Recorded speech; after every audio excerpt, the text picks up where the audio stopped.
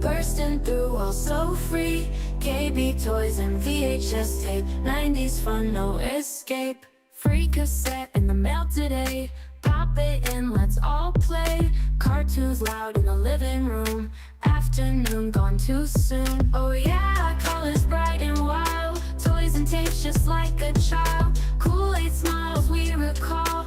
90s magic best of all. Summer days and water fights. Toys R Us, neon lights. Commercials playing back to back. Memories we can't track.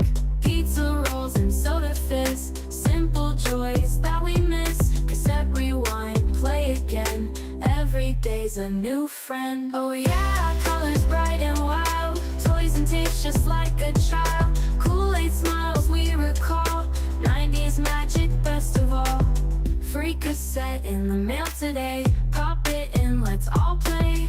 Cartoons loud in the living room. Afternoon gone too soon. Oh yeah, colors bright and wild. Toys and tapes just like a child. Kool-Aid smiles we recall. 90s magic best of all. Oh yeah, colors bright and wild. Toys and tapes just like a child. Kool-Aid smiles we recall. 90s magic best of all. Hi, this is Popeye from your favorite train wreck. And when I'm not busy loving the sound of my own smooth, sexy voice, I'm listening to FFOP radio. Sounds great, doesn't it?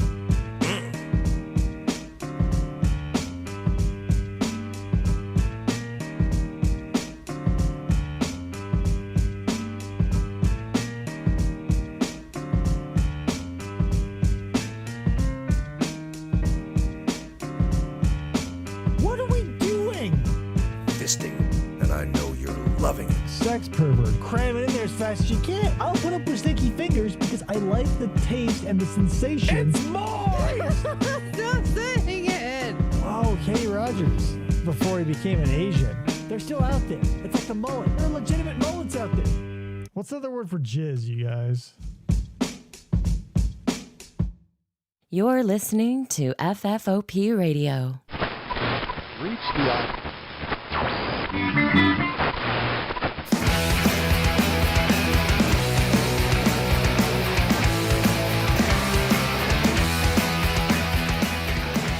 Hey everybody and welcome to the show. My name is Dave. This is FFOP Radio. Welcome to it. I've got some classic vintage and or retro material for you. Some training stuff. Some, maybe it gets a little violent. It's from 1982. Maybe. There was blood in the title card, so we'll see what happens. I did play the mullet version FGO. Welcome, everybody. Welcome, Captain Pie, Ryan Maxwell. Yes, Ryan, to address that earlier, that was Popeye from Far Side, your favorite train wreck, and as of late, Calling Hours. Oh, yes.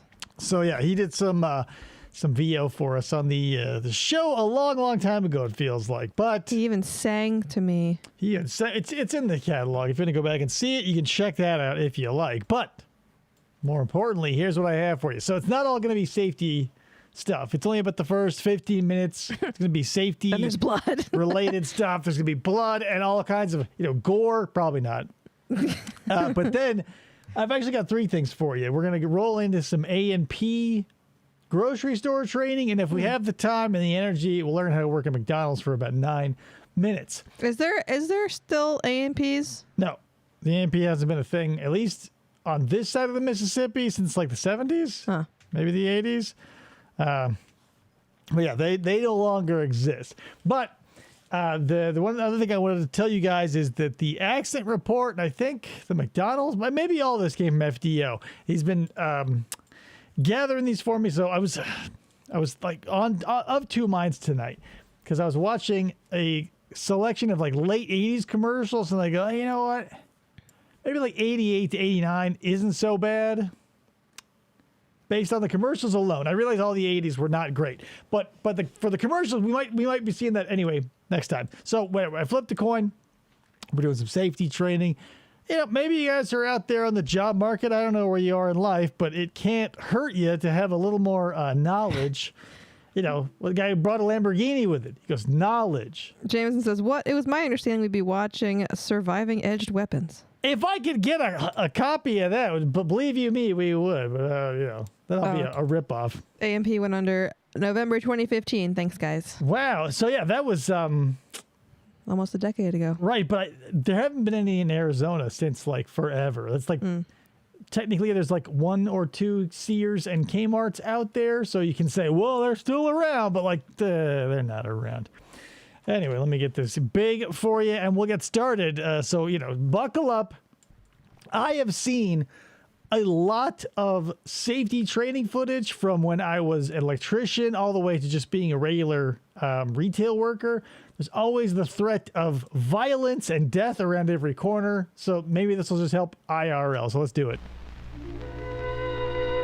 Portrait of 3 people whose accidents didn't have to they're happen. back in my hair. Right, Pete yeah, O'Connor God. knew how to lift those mail sacks.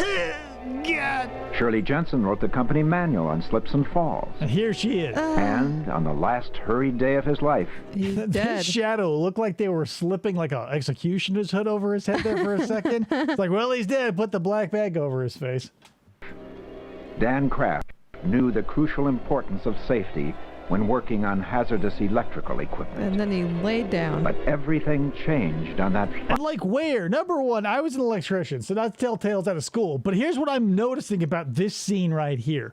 There's a bunch of boxes. I see no live wires. He's under a single light. This guy is standing around doing jack shit. There's no ladder. No ladder, no nothing. He's got a couple, you can't really see because I'm in the way, but there's a couple of hand tools behind the fat Yeah. EMT right there. But here's the thing, like, I've seen dudes get lit up by electricity, and typically you're going to be one of 2 places: on a ladder, fucking around in a box above your head, not paying attention, or you're going to be at a panel that's hot that you have to either attach stuff to or detach stuff from. And typically the protocol is you'll have protective gear on. Like when I worked on the Intel campus out here in Arizona, Did you wear like rubber gloves? beyond that, we had to wear, like, we were in a part of the lot or the campus or whatever you want to call it that had 0 power. We were there to set up power for the temporary trailers for all the subcontractors who were already there or coming out there. So we never had even the slightest hint of having any electricity out there ever. We were just like digging trenches, laying pipe, filling it with slurry. I don't even know if we ever got to pull wire. Oh. But they had panels installed out there that we had to get and run power and put breakers and stuff in. And even though there was no power, no wire, no nothing, per Intel safety protocol, we were on top of 2 electrocution proof mats. We had 2 pairs of gloves. We had to wear an arc flash suit and an arc flash helmet over our hard hat in 120 degree weather. A little warm. Yeah. So it was like, what are we doing here? Like, there's no power anywhere. We're out in the middle of a dirt lot playing dress up and dying of heat stroke. And we were dressing up as like baked potatoes. Fucking ridiculous. Dan Kraft Final day. then went to Not for create lack the of popular knowledge, Kraft experience. brand of foods. Like, from beyond the grave? Yep. He died and his ghost came back and made Kraft dinner for the Canadians. Maybe he touched the ground while hanging from a live wire. Not everyone has the upper body strength of Tango and Cash. No, yeah, definitely not. Or like, not to mention he was also a cliffhanger, so he had the forearms for it. But that's the thing. You're not going to run across a wire dangling like a snake or a vine in an old-timey jungle movie. Ryan saw somebody get electrocuted while working on a neon sign at a burger place.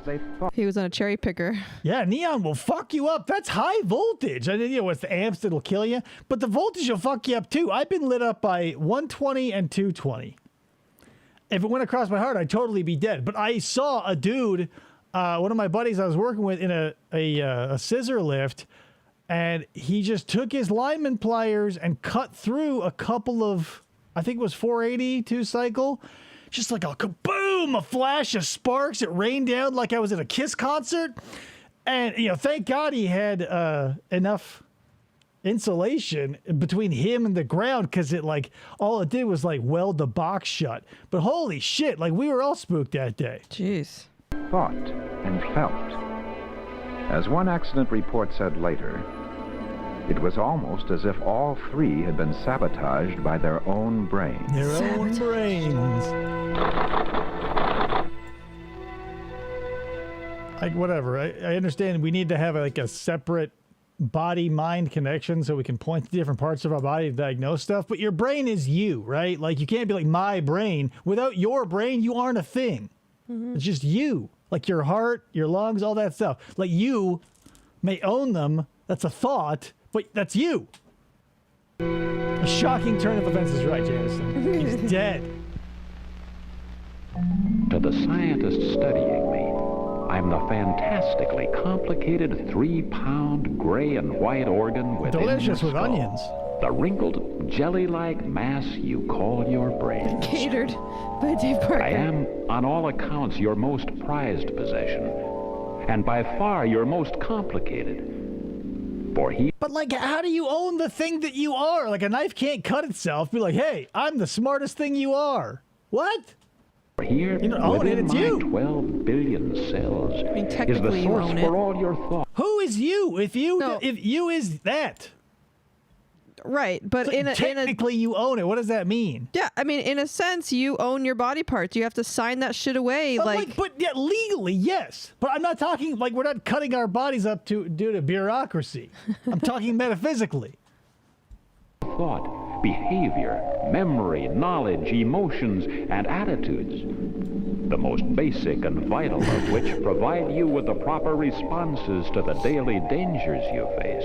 Are we watching like one Dangerous just machinery. deteriorate under a microscope? I show you how to use it safely. Hazardous materials? Oh, and P.S. Like, we're probably not going to see a lot of gore here, but like the most gore I've seen has never been in any horror movie or anything like that. It like when you're an electrician, they can't. Like apparently, at least back when I was an electrician, there wasn't any like let's take care of everybody's feelings or whatever, make sure we're all included, no one gets grossed out or weirded out or whatever. Like, because you couldn't.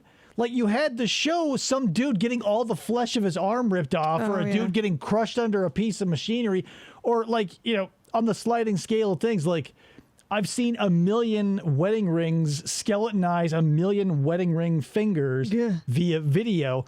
So I don't know. It's weird that I don't know if anybody else out there who hasn't been in the trades has had to like experience that, because everything I see or I have seen retail wise been very sanitized. Like, oh, my back. Like no one ever like there's never actually like autopsy photos in like retail stuff. Right. But like I've seen like it was almost like watching the faces of death, but I was being forced to like for company policy. Yeah, our like training all throughout healthcare stuff, it was always telling you about the things that you could get. It never says this is what happens if you get a bloodborne pathogen and this is how you die. I saw dudes get wrecked by industrial machinery, or not in the process obviously, but like all the aftermath, everybody standing around, all the Polaroids of people screaming as the gore and shit flies everywhere. I tell you how to handle them. Flying debris? I help you know how to protect yourself. Objects, some light shit's rough or out heavy, there. I program. It's a very fine line between like educational and like gratuitous. Because like even here on YouTube, there are some weird areas. Like you can't look up anything related to corn or Cornhub or anything like that. But like if you wanted to look up educational bare breasts, you could. Right. Program you to lift and carry them safely. Dangerous surfaces? I'm the source of your It's ability to 1982, avoid but everybody's dressed like slips it's and falls. 1976. Hazardous conditions? I alert you to the dangers and program you to react with care. Within and throughout the whole range of hazardous situations, I provide you with intelligent responses reinforced But no, that like, your brain can't talk to you. This is so irritating. by your basic desire for self-preservation and your unique ability to imagine the possible consequences of unsafe acts. Everybody who was a shop teacher in the 80s, just about as good as an actor too. Like, oh, where'd you cut yourself? Well, I was pushing it through with my fingers, so obviously I'm sliced from palm up.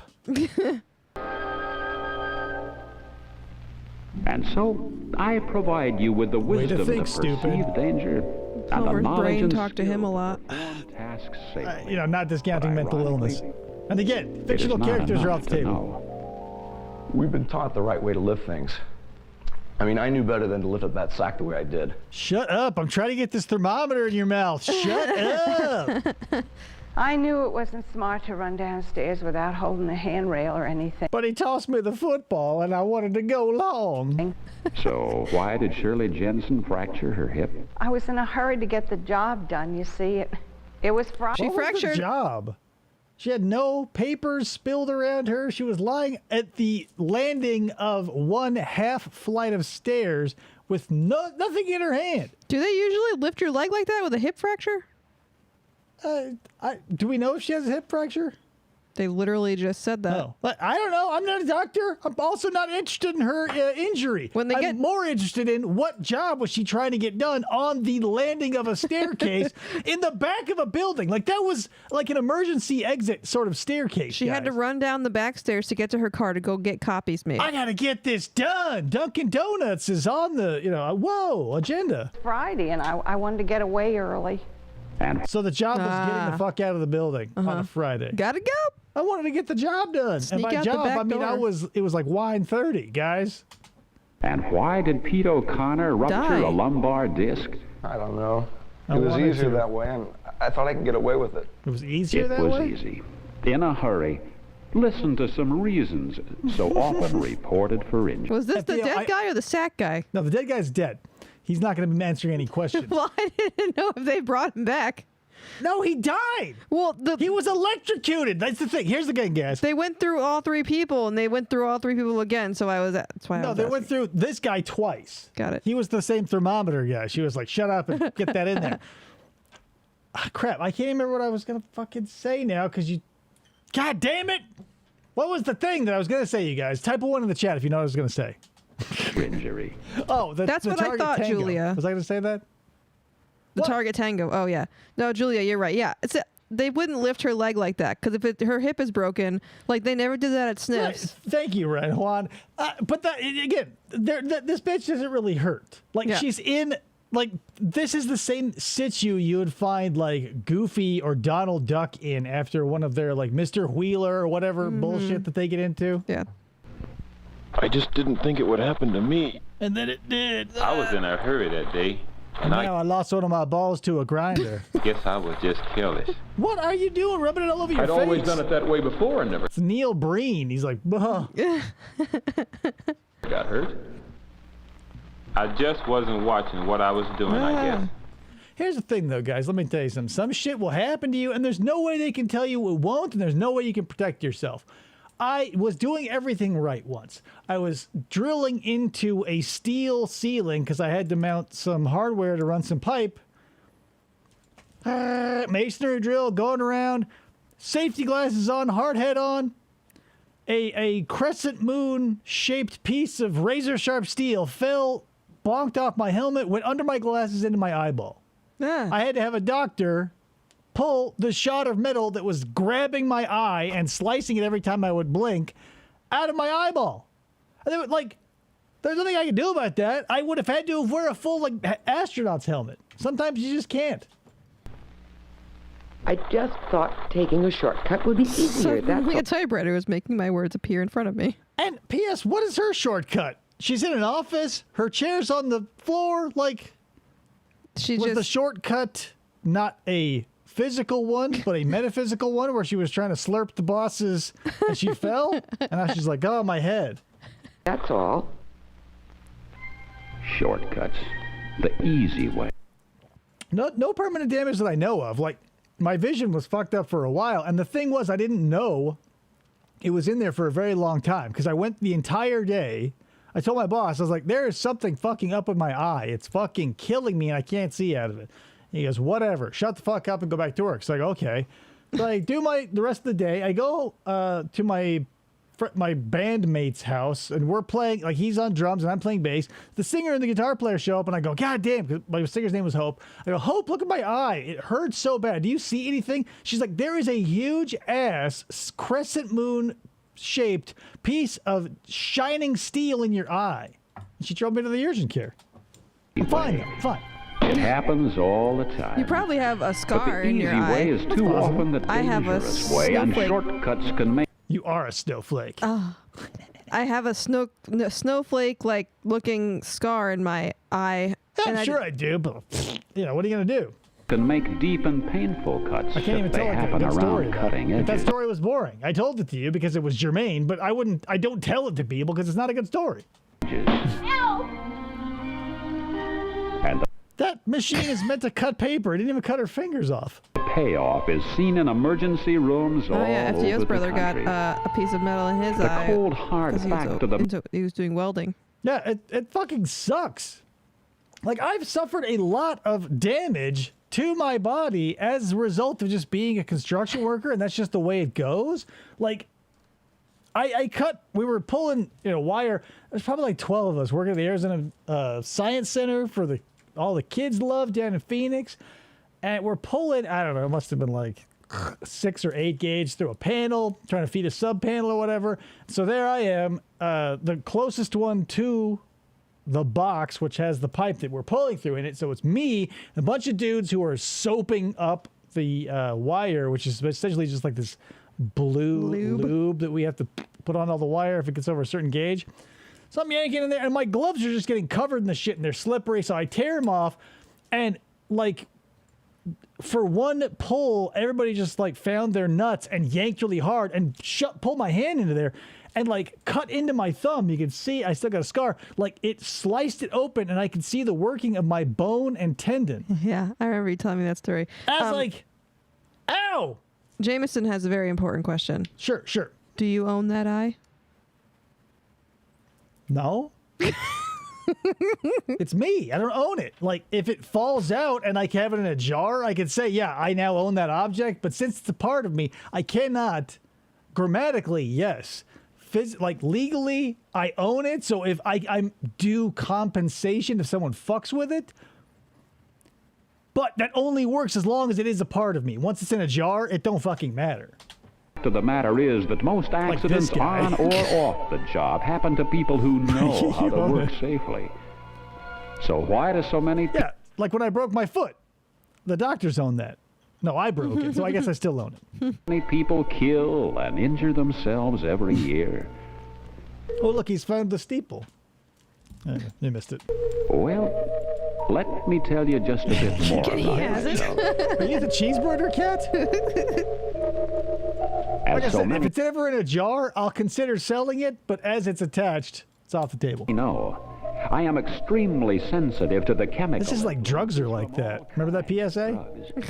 Drugs are like that. And just one drop of alcohol in 1,000 drops of blood is quite enough to blur and distort what I think, hear, and see. I mean, what kind of alcohol? But I am sensitive Isopropyl? to feelings, emotions, Your hat and looks very attitudes, strange. which can Why does everybody have fucking handlebar mustaches? also distort the way you think, hear, and see.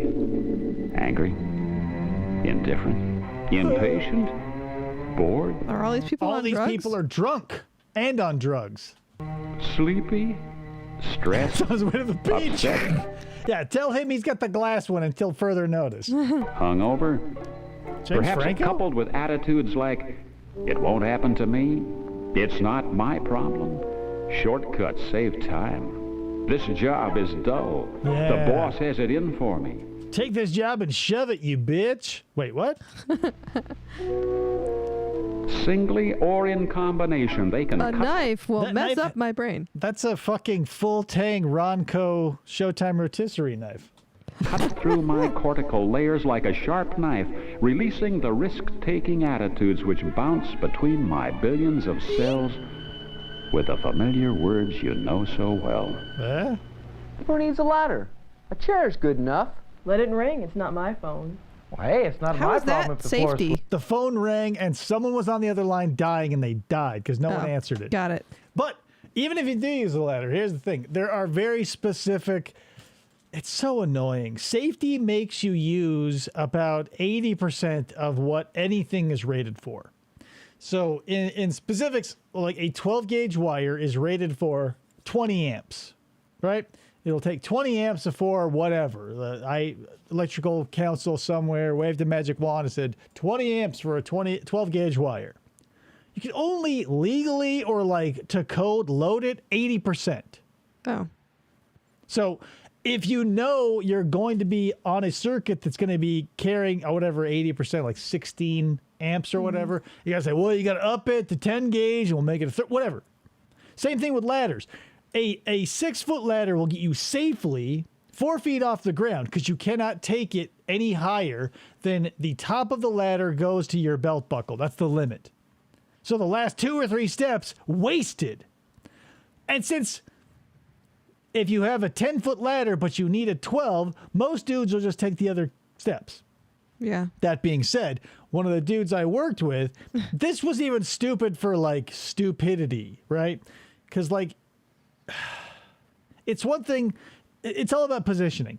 If I were on the very top of a ladder, at most, I would want to be pulling something or pushing something in a way that wouldn't see me die if that thing gave way. Correct. So if I'm pulling something, I'm going to be pulling toward the center of my body. So if it does give way suddenly, I would just go and knock the air out of myself at most. I would not get up on the top of the 10-foot ladder and grab the fish tape above my head and pull backwards away from any center of gravity. Because the dude did that on the job site, fell off the 10-foot ladder and smashed his arm to a 90-degree angle. And he had no insurance, and he had no PTO, and he had nothing of any value because most construction workers are... And so what happened was, like, the next... 3 days roll by and he pops back up with a cast. He's like, I got to keep working because if I stop working, I starve to death. Pretty rough. Wow. He learned nothing from Ernest Goes to King. I told him, I was like, Jim Varney wouldn't do that. And he said, fuck you, Dave. And then he snapped his arm in half. Or slippery. Picking stuff up off the floor isn't part of my job description. Or, in the case of Dan Kraft. Was that a thirst trap, you guys? See you tomorrow, Jerry. See you later, Dan. Hey, Dan, hold it up a minute. What? He goes through a paper roller and he woo, woo, woo, all the way up to his car. Hold up a minute, will you please? Yeah, Al, what's up? Oh, the circuit to the machine shop is shorting out or something. The breaker's overheating, and I want you to take care of it for me. The breaker's overheating, it's shorting out or something. A dead short would be immediate. Overheating would mean you're overloading the circuit. He's the boss. He doesn't know. And even so, it shouldn't overheat. It should pop. What's going on here, dude? Come on, Al. I was just ready to take off. You said I could leave early today, remember? Yeah, but you have to check the circuit first. Can't afford to have something blow and shut the shop down. Well, can't you have Jim or Charlie do it? I really got to get out of here. I'm sorry, Dan. You're the only guy I've Dude's got King Cobra JFS teeth. got. It shouldn't take long. Yeah, I know.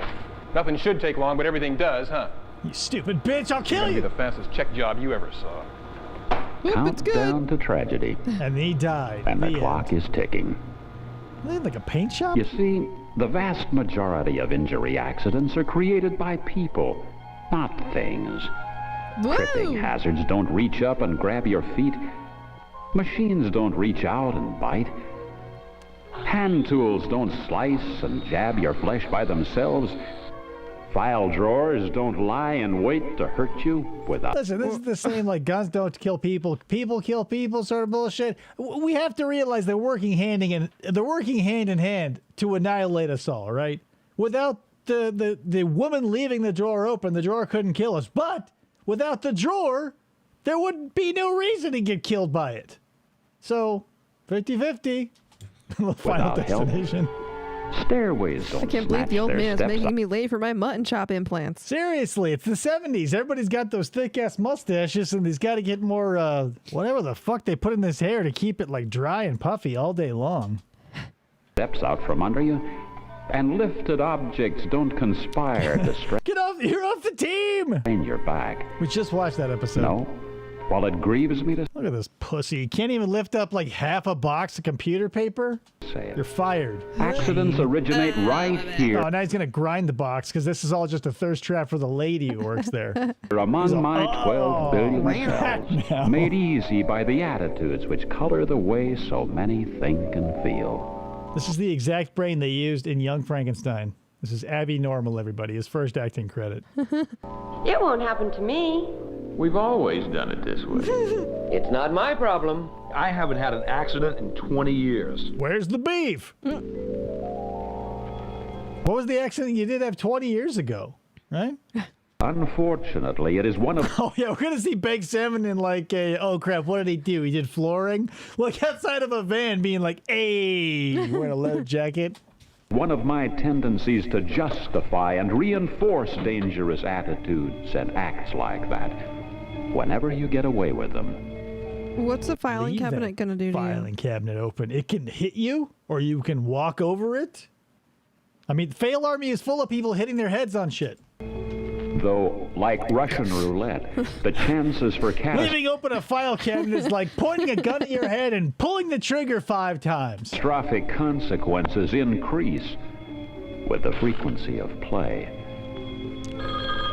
And a very great many who will be injured today How did you? are the very same Why is people your who phone got so away. far away from your desk? P.S. The thickness and plushness of this carpet would not have seen her taking an injury to this knee. If anything, this shin that hit the that would be your That'd be a pain, shin pain bruise. source. Like she went into that carpet. She's like, oh no! Away with it yesterday. Ow! All my everything Help! hurts. I fell. What? Give me that file. That's Nicolas Cage on the phone. Files are over here. They're in alphabetical order.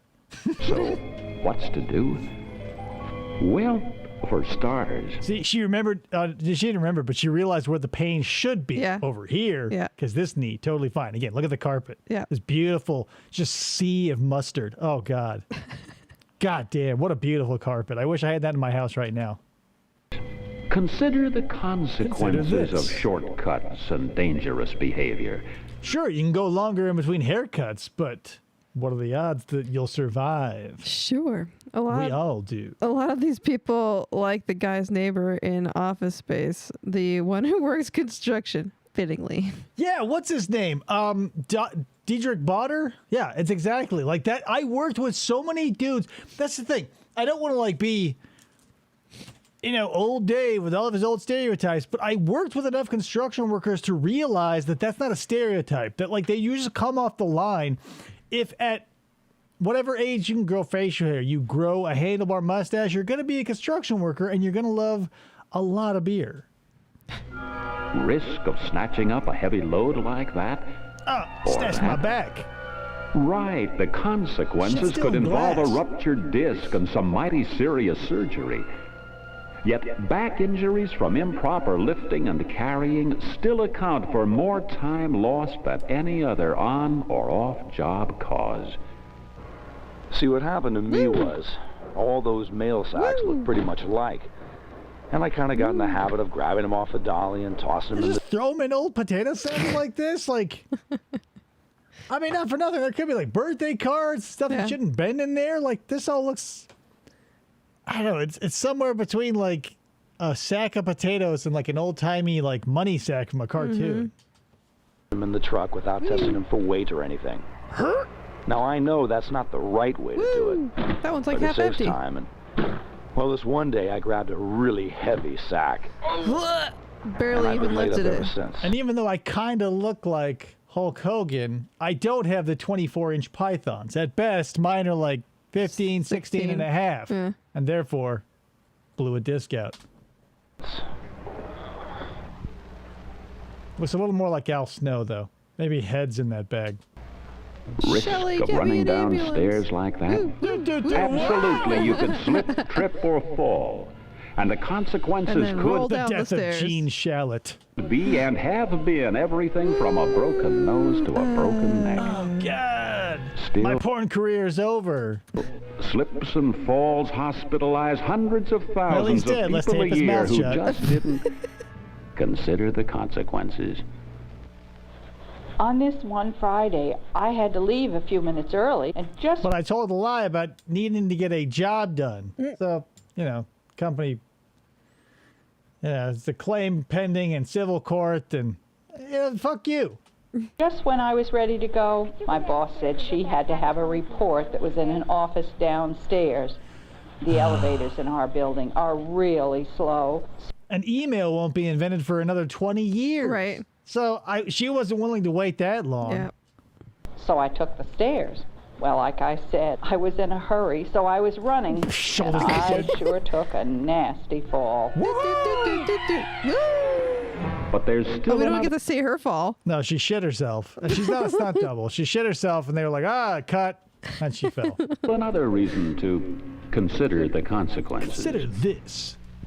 Guts. Because you see, it's one of my characteristics that while I may receive inputs from your ears, nose, eyes, and other sense organs, other things you own that, aren't you. Here's the thing. I'd be more willing to, have someone talk to their lower GI because that's less you than you are. Like, most of the things living in your biome are not technically or genetically you. So, talk to your asshole or your lower GI all you want, but your brain is you. You have to be insane for this to happen. That's why accidents happen. I don't always allow you to recognize the possible risks they perceive. So while you may see the slippery floor, the open drawer, the flammable rags, the overloaded circuit, the cluttered ground... Where the hell are you working where all of these things are out to kill you? The forgotten tool... the unused seatbelt. Such things often fail to signal danger. Just hangs right out of the car. And the result can be as dangerous as a lighted match in a gas tank. How would you strike it? So this is your brain on use your safety, brain. everybody. Be alert. Force me not just to see, but to make you act. There's still 5 more minutes So of this. make it click. Oh my God, damn it. I did not think I would feel so nostalgic during this horrifying bit of footage. But whatever. This may just be a nostalgia thing for yours truly, and that's it. But I loved the old GM and Ford belt buckles. They were made in such a way that they were totally uncomfortable, but I don't know, something about them always seemed like a little Art Deco or postmodern. I love nothing in your car looks as classy as this does right They look here. like airplane seatbelts. They just, back in the old days, we didn't have the technology and the alloys or whatever makes them small and ugly today. But Jesus, my uncle had a Chevy Blazer that had one of these big ass, all of them. Oh my God. I think our old Bronco had classic buckles like this. Old shit. I love this. Of course, you're never going to see this ever again because it's 4 pounds of American made steel and that's not going to happen anymore. But oh man, just the beauty of the belt, the seat belts alone of old cars.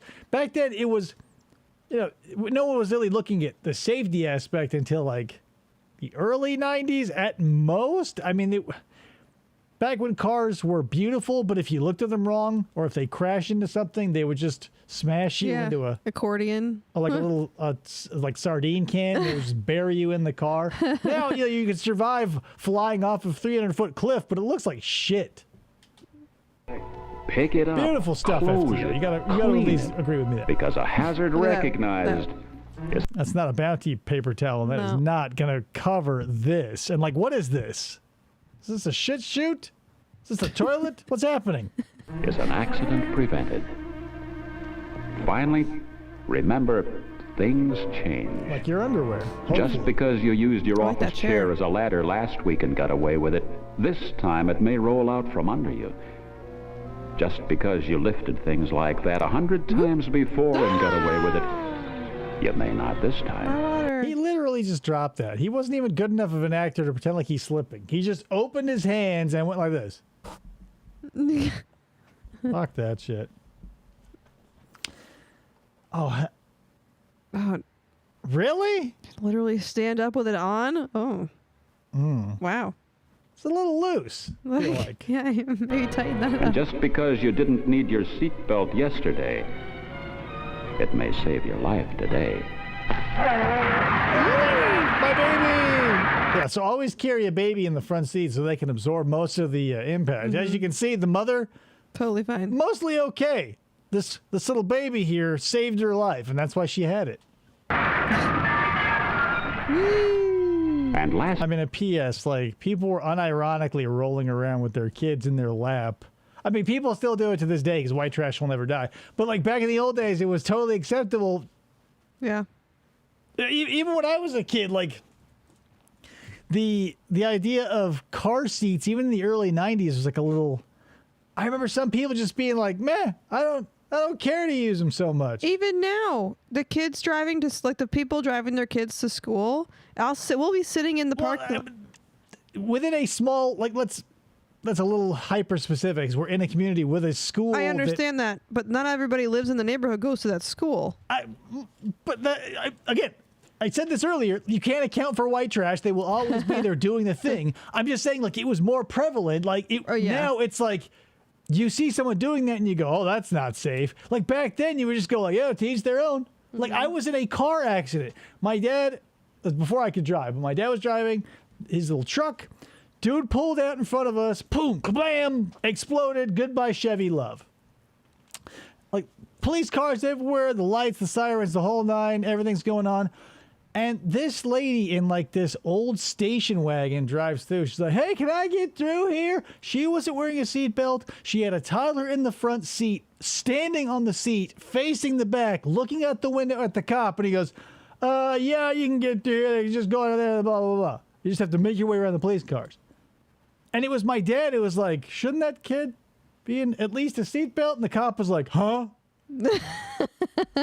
Because it was like, who gave a fuck, I guess. Yeah. Last of all, remember, people change. By the year, day, hour, and minute as they run through the spectrum of feelings, emotions, and attitudes. All these people are definitely on the spectrum. Some of which may be hazardous to your health. Mad at the world today? Careful. Anxious about home problems? Careful. Don't antifreeze your family. Bored with doing the same old thing? Careful. Mad at the boss? Careful. Carl Reiner? Upset and in a hurry like Dan Kraft? Die of electrocution. Careful. Mike, do you have any safety locks with you? I forgot mine. I need to lock off this circuit breaker while I work on the switch to the machine shop by the loading dock. Not with me. You get him in the storeroom, though. Nah, I don't have time. You can just dress how you want in this machine shop? Apparently. Like, fucking dress shirt. Dude can wear a puffy vest. Like Karl Marx. Oh, Karl Marx. A little bit of Karl Marx. A little. Maybe it was Rob Reiner I was thinking of. You gonna be here for a while? No, I'm through now. Ah, great. Well, since no one's there to turn on the breaker, and P.S. Whatever. Lockout tagout is one of those things that you need to do as an electrician because that's the thing. Stupid people will do stupid shit, and as much as you would go like, well, who would walk into an electrical room, find the breaker you're working on in the panel that you're working on, and flip it? People will fucking do it. I've seen it happen. Like, it just is. But it is also hyper annoying to have to, because like, there's no like common sense way. You either do it the right way, which takes 40 minutes, or you don't do it at all, and then you may die. Like the right way is you get the lock, you get the key, you lock the thing up, you write the circuits, you write your name, you write the room you're in, you flip over the tag, you write how long you're going to be there, you lock it, you keep one key, your supervisor keeps another key, you go do the work, you say a little prayer, you spin around in a circle and make a wreath of laurel, you make a blood sacrifice to Odin, you do the work, you finally get back thinking, you go, hey boss, I am done, let's go do the thing. So you wipe off the it's a fucking pain in the ass. So yeah, the problem is the people in charge of the safety of every worker makes everything so fucking obnoxiously tedious and laborious and complicated that it's no wonder people like, that's the thing. The strictest job site again that I was ever on was the Intel site. Mm-hmm. They were the fucking strictest. They made us sit through not just like a training video. It was a full week of 8 hours a day training material all OSHA before we could get on the fucking premises. Yeah. The only place I've been where multiple panels and or transformers and or whatever blew up. Guess where all those happened? Intel. 3 dudes from 3 different electrical companies got a fucking panel exploded in their face at Intel. The place with the most safety. Because it's a fucking pain in the fucking ass. Yeah. Everywhere else, you just do what's right. You do what's best for you. Because when you have to, when there are so many steps for even the smallest, like, I kid you not, most companies, not companies, but like most job sites, OSHA says you can carry up to so many sticks of pipe by yourself before it reaches a certain weight. You need 2 people. Mm-hmm. On the Intel site, if a single stick of pipe was over 3 feet long, they required 2 people to take it somewhere. Wow. So 3 foot, 1 inch, you better grab your buddy because...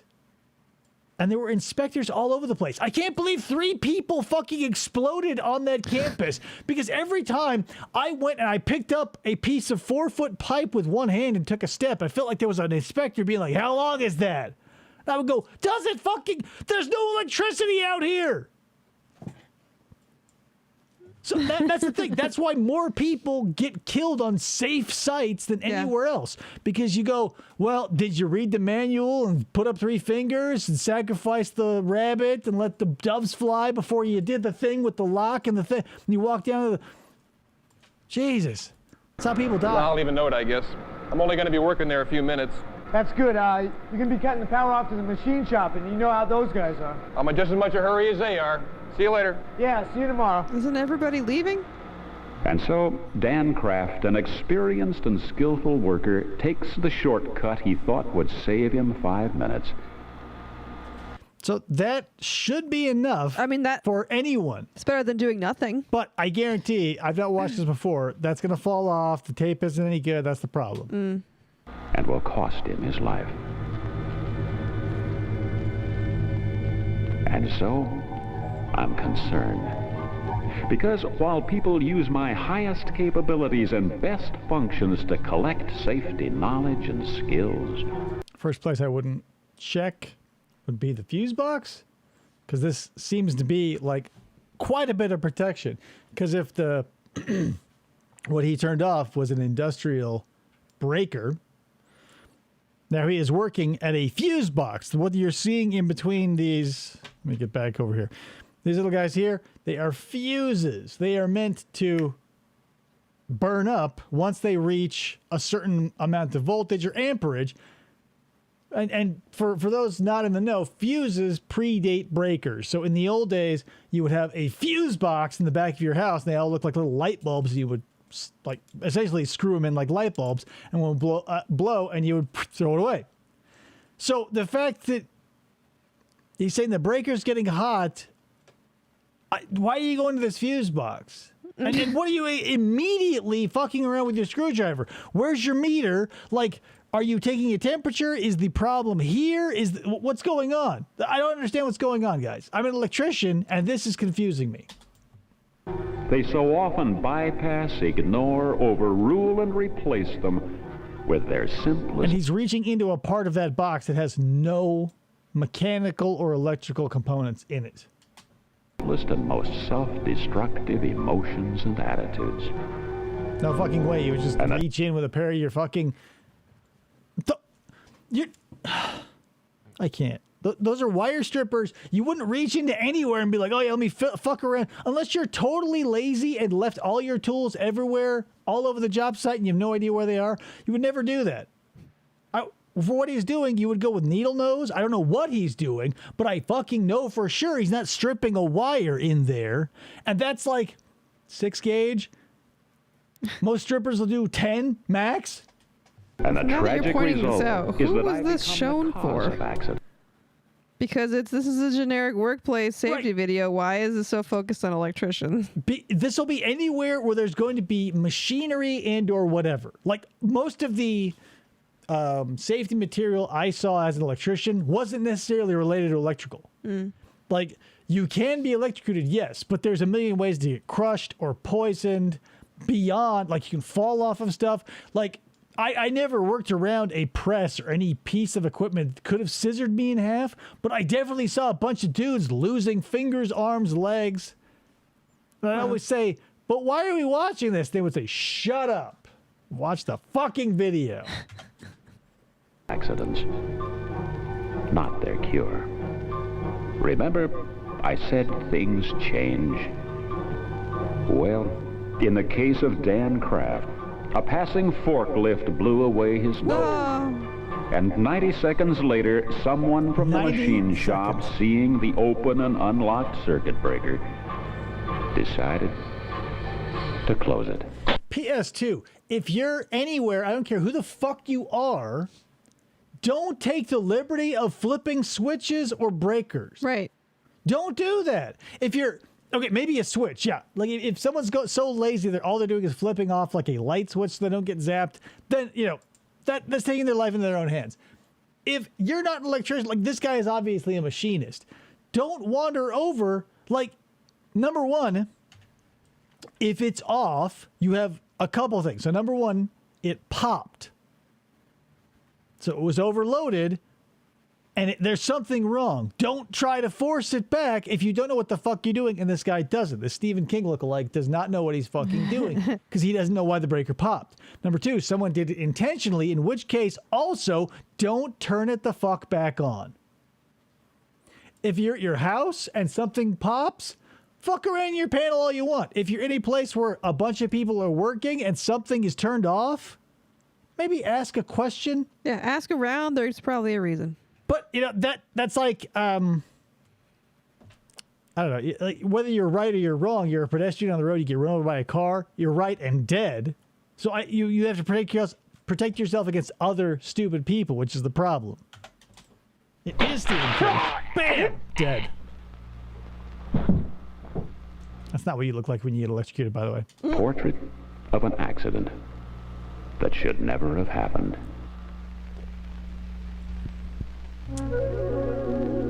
And accidents don't happen to the vast majority of you who do consider the consequences of unsafe behavior by lifting correctly, using stairs properly, and by safely performing thousands of other tasks both on and off. Yeah, people, that's the thing. If you were falling on your way to death in the 80s, FDO, you fell slowly. That's how we all knew we were going to die. Like if you fell off a ladder and you looked over at your neighbor and they go, ah, as they fall, like they're cleaning out their gutters or whatever on their house. If they're falling slowly, you know they're going to be dead. If they fall to the ground, hit quick, you go, oh, you're fine. Get up. Wuss. And off the job. For you, safety attitude. Right, you're right. Yeah, every time I was lit up, my skeleton showed because everybody goes, what? I thought I was sitting next to a skeleton. Are the keystone to accident prevention. Because you know so well that no job is so important and no service so urgent that time and thought cannot be taken to perform the job safely. But again, that's the problem is like when your safety protocol takes 12 times longer than the actual thing you need to accomplish. Right. That's when people are going to go, fuck you, the man, whoever they represent, and then they get killed. You don't actually fall until you look down and see the ladders. As the source. Right, but I mean, that's inevitable. What's, like, the guy that I was talking about who was pulling the wire over his head like this, like, he pulled it and the ladder fell, and we just watched him hanging in the air, holding onto that wire until, the fish tape rather, until he goes, huh? And he all looked at us. His legs did a little Wile E. Coyote. Bam! Broken arm. Source of all your wisdom. It could have been worse. I said, don't look down! And of course, what's the first thing you're going to do when someone says that? Also, couldn't they find a brain that wasn't, like, scuffed up on the field? Like, somebody dropped this one on the way to the fucking... And they go, oh, shit, it's their only brain. Oh, well, no one will notice. It'll be and fine. Here, look at it. It's fucked. I ought to know. I'm your brain on drugs. Safety. Safety drugs. And there you have it. Wow. That was a little bit of safety for you. But, that's the thing about all these safety things. Most of the time, these videos are just there to horrify you into... whatever, into hopefully remembering. But again, I'm going to tell you from experience, most of the job sites I was on, everybody I worked with was on speed, weed, and they were definitely on caffeine. Some of them came to work drunk. Yeah. One guy I worked with, he had a galvanized wash tub in the back of his Suburban full of ice and Miller High Lifes. Not Highlights magazine. So, because at the end of the day, he wouldn't even have his tool belt up before he was cracking one open. Nice. So he could drive home. And these, that's someone who I would say showed restraint. He waited until he was in his car after work to drive home drunk. Right. I worked with so many dudes who would just light up or shoot up or whatever it was right in front of me at the beginning of the shift that it wasn't ever I don't know. It was a eye-opening experience to realize that literally everybody and everything in America is basically powered by Monster Energy and street drugs. Anyway, that being said, we're going to move on. I've got a little A&P grocery store training. I was going to maybe go into training about how to deal with old people. We'll see that later. But there's a little bit of A&P. Let me get up. Here we go.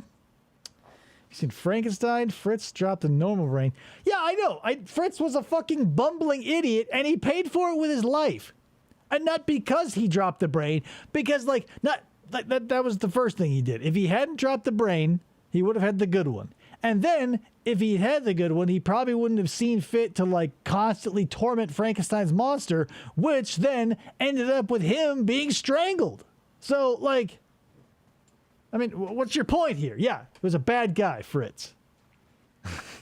Radio may know, but trivia for Ladio. What does A&P stand for? My mom used to work at the A&P back in the 60s.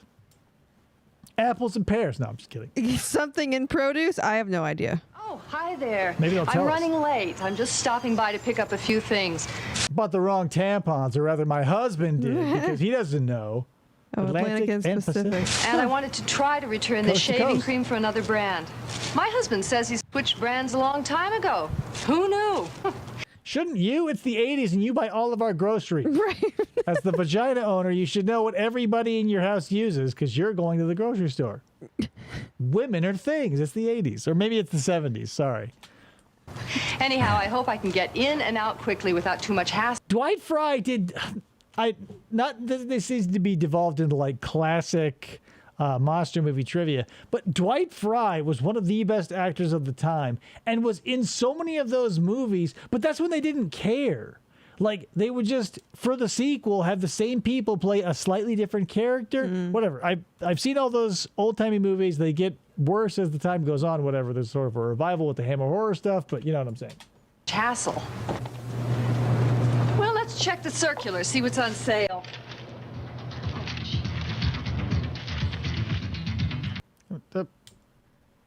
You're part of the problem, lady. If you find garbage, don't put it back. Throw it in the garbage can. It's litter. It's like a Dollar Tree. Or greenbacks, all $1. You guys ever have those? So I can't get the tickets. I'll probably miss out on the whole thing. Sarah Silverman. No. I know, and I was just dying to green. go. Excuse Green me, on can you green. help me? Just a second. I'll be right with you. Look, I'll think up some excuse. Listen, I gotta help this lady. I'll talk to you about it later. I'm standing here. I see what's going on. She was acting as if she's on the phone. Yeah. I'll be right with you. Sorry, this bitch is here and I gotta deal with this fucking 1976 Karen. See you next Tuesday, Cynthia, if you catch my drift. Click. How can I help you, bitch? I mean, ma'am. I help you. Hi. I couldn't find any circulars in the display. Do you have any over here? Oh, and I wanted to return this shaving cream I bought for another brand if I could. I think we're out of... Do that at the returns counter. Number one, you came to apparently the video rental area. Yeah, part of me thought it was pharmacy for a second, but It's no. like Blockbuster behind glass. Yeah. We're out of circulars. They're X-rated Yeah, I don't see movies. any around. But if you come back tomorrow, I'm sure somebody will refill them by then. Would you like some of our lock and key pornos? Well, can I exchange this, please? Sorry. I'm just covering for somebody, and I'm not too sure how to do that. I don't know where Could I you am come right back in a now. half an hour? No, I really can't. No. Well, I guess it'll just have to wait till next time. Thanks anyway. Oh, don't mention it. Dun, dun. I love those fucking hits. You guys didn't have rental videos in the grocery store? Of course we did. We meaning me. Chris is too young. Yeah, Smith, Smitty's, Fry's, Bashes, they all had, nowadays they've all been swapped over to like Starbucks or whatever. But typically you would have a couple of things, maybe 3 things in every good grocery store. You'd have like the deli area that also has like fried chicken and pizza and shit. You'd have like a 1-hour photo developing thing. And then right next to that, there'd be, I don't know, 40 to 80 square feet of like video rental. Yeah, we went to Stop and Shop was the grocery store we went to. And I don't remember there being anything like that there ever. Maybe back east it wasn't as big because you don't have a lot of real estate, but out here in the west, like all of our grocery stores are huge. So I remember just like as my mom was checking out, looking at all of the like more opaque than they needed to be plastic cases with the videos in them. I go, would it have been like super expensive to have plastic you can see through? Like, do I need to be like, oh, this is Jumping Jack Flash, like after 40 minutes of careful scrutiny and holding it up to a light? Yeah, I just remember there was a bank. That was the only thing. I didn't get much service at the service counter. Guess I'll just pick up the few things I need and get out of here quickly. I'm gonna get the fuck out of here. Oh, great. My shoes. My Welch is on the floor. Somebody clean this. Smuckers. Oh, Smuckers. My What was bad. the fucking, I'm sure it isn't Smuckers. Who knows? But like Smuckers, what was their fucking slogan? Because they knew that it sounded like fuckers, and like they built it into their slogan. Like, with a name like Smuckers, you know it's good. And you go like, well, how would I know it's good? Clean this stuff up? You gonna do it yourself, lady? Yeah, the grocery store. Ingles? I don't know where else it's located. That did rentals. Yeah, we had like again, like there was all the big stores again, Smith's, Smitty's, Bashes, Albertsons. They had those staples at the front of the store. Like grocery stores were almost little department stores because you have like the deli and the pizza counter, and sometimes they'd have like a little soda fountain, place where like people would take their lunch breaks or whatever. But yeah, I remember just like, and the selection was always abysmal because typically it was like the size of this room rental space, maybe half. But that wasn't ever like the interesting part. It was always stuff that you didn't really want, but they always had those either squeezed to release like vinyl cases that were like sun scorched, and again you couldn't see through them, yeah. or they'd be like the thick like clamshell ones Those that big again ones. would be like so opaque that like. What are Like we the doing Disney here? ones, Disney clamshell ones. No, but they were like the clear Oh, yeah, right. plastic. It has to be good. Smuckers, it has to be good. Yeah, with a name like Smuckers, it has to be good. What? What can I get for you? I'd like a pound of that baked ham you have on special. Steamed hams. Steamed hams. We ran out. I'm just covering for someone. Can you come back in a half an hour? Can you recommend something else? We're out of everything. I don't know. Well, since you like ham, maybe another ham? Like, whatever, not for nothing. Like, you would have to be so beyond incompetent that how did this bitch get hired? Mm-hmm. How did you get hired, bitch? Here's what we got. You pick something. I was hoping you want the big salmon. That stuff's hard to slice. Excuse me. Yep. These pork chop packages are all 6-packs. I don't need that many. Could I get a smaller package? No. I'm sorry, ma'am. I've got to get this done. I don't have any time to repackage anything right now. Why don't you get a 6-pack and freeze some of it? Well, if I wanted that many, that's what I'd do. Never mind. I don't want to freeze 2 pork chops, you bitch. Whatever, bitch. I just work here. Sausalitos. Milanos. Pepperidge Farm. Well, Sausalito also from Pepperidge Farm. Farm remembers. Yup. Just pushes all the pasta sauce on the ground. Why have we suddenly switched over to captions? Are they speaking Swahili now? Why can't we hear them? Just stocking shelves because it's fun. What a bitch.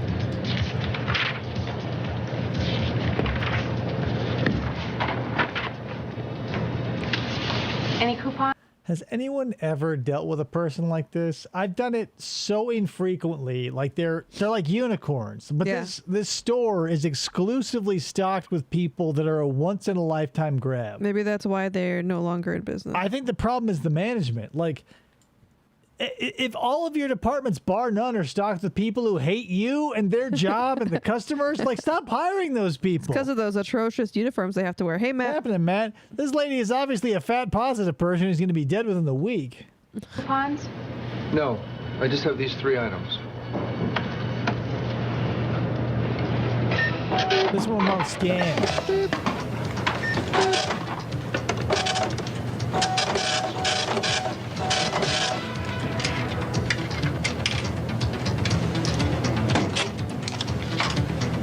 Damn. Bag it yourself, Savage. bitch. Oh, you want me to bag these? Well, yes, if you would, please.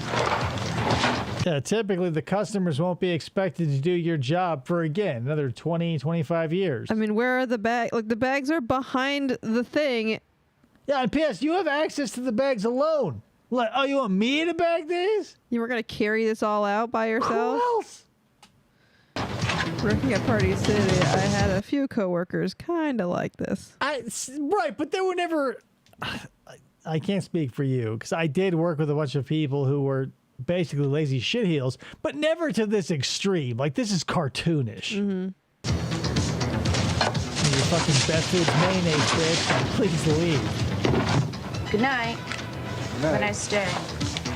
Well, which is it? Night or day? What time is it? How do you feel after shopping in the shittiest store in the nation? You know, I'm really not a hard person to please. Most customers aren't. We don't complain or make a scene. But these were really unpleasant experiences. We all were insulted and ignored. And everything was made more difficult than it should have been. Sure, but P.S. lady, by and large, the customers are the problem, so shut the fuck up. This is propaganda of the highest order. As customers, we vote with our I'm assuming wallets. the cashier. And you can be They sure didn't that last no long. more. They weren't fired. They just walked out. Right, and that's part of it too. Is like the shitty employees. They'll seldom do something to get themselves fired, but they will definitely like just disappear one day, or just one day be like, "Nope, fuck this, I'm out." I've seen that a lot. And you better believe that we'll steer our friends away from this place as well. No more A&P. You know what? If they don't care about us, we don't care to come back. We're going to take our shopping somewhere else. To Walmart. Let's see how that shakes out. I'm sure the government won't subsidize their entire existence. Okay.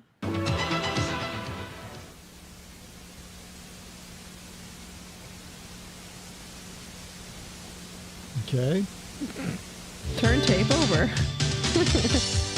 Miracle Grow.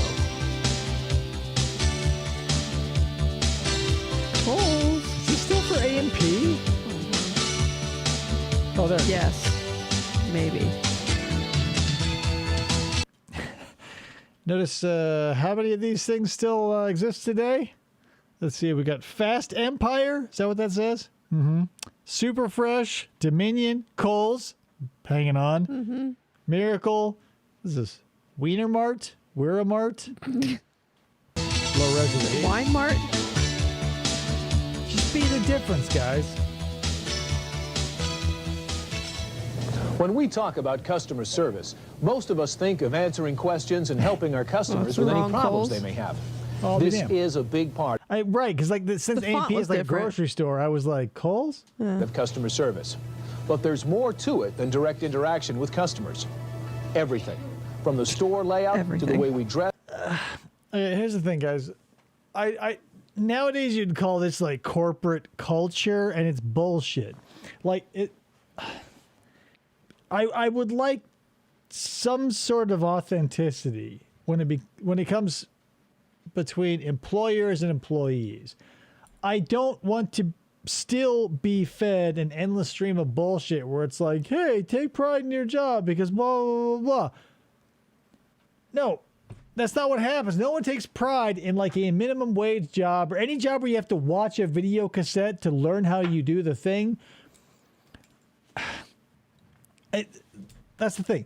The video is like, hey, always. The videos always I watched, like, take pride in your job. If you have any problems, talk to your manager. And like, it's all sunshine and roses and bullshit. But then you get on the floor and you talk to your manager and they go, shut the fuck up. And people are real. Yeah. It's annoying number one, it's annoying when that like corporate culture is legitimate and like everybody's like, oh, hey, super positive and toxic that way. But there's got to be a middle ground where you don't necessarily need to impress upon the 16-year-old that $12 an hour job is like something you really need to take pride in, because it doesn't matter.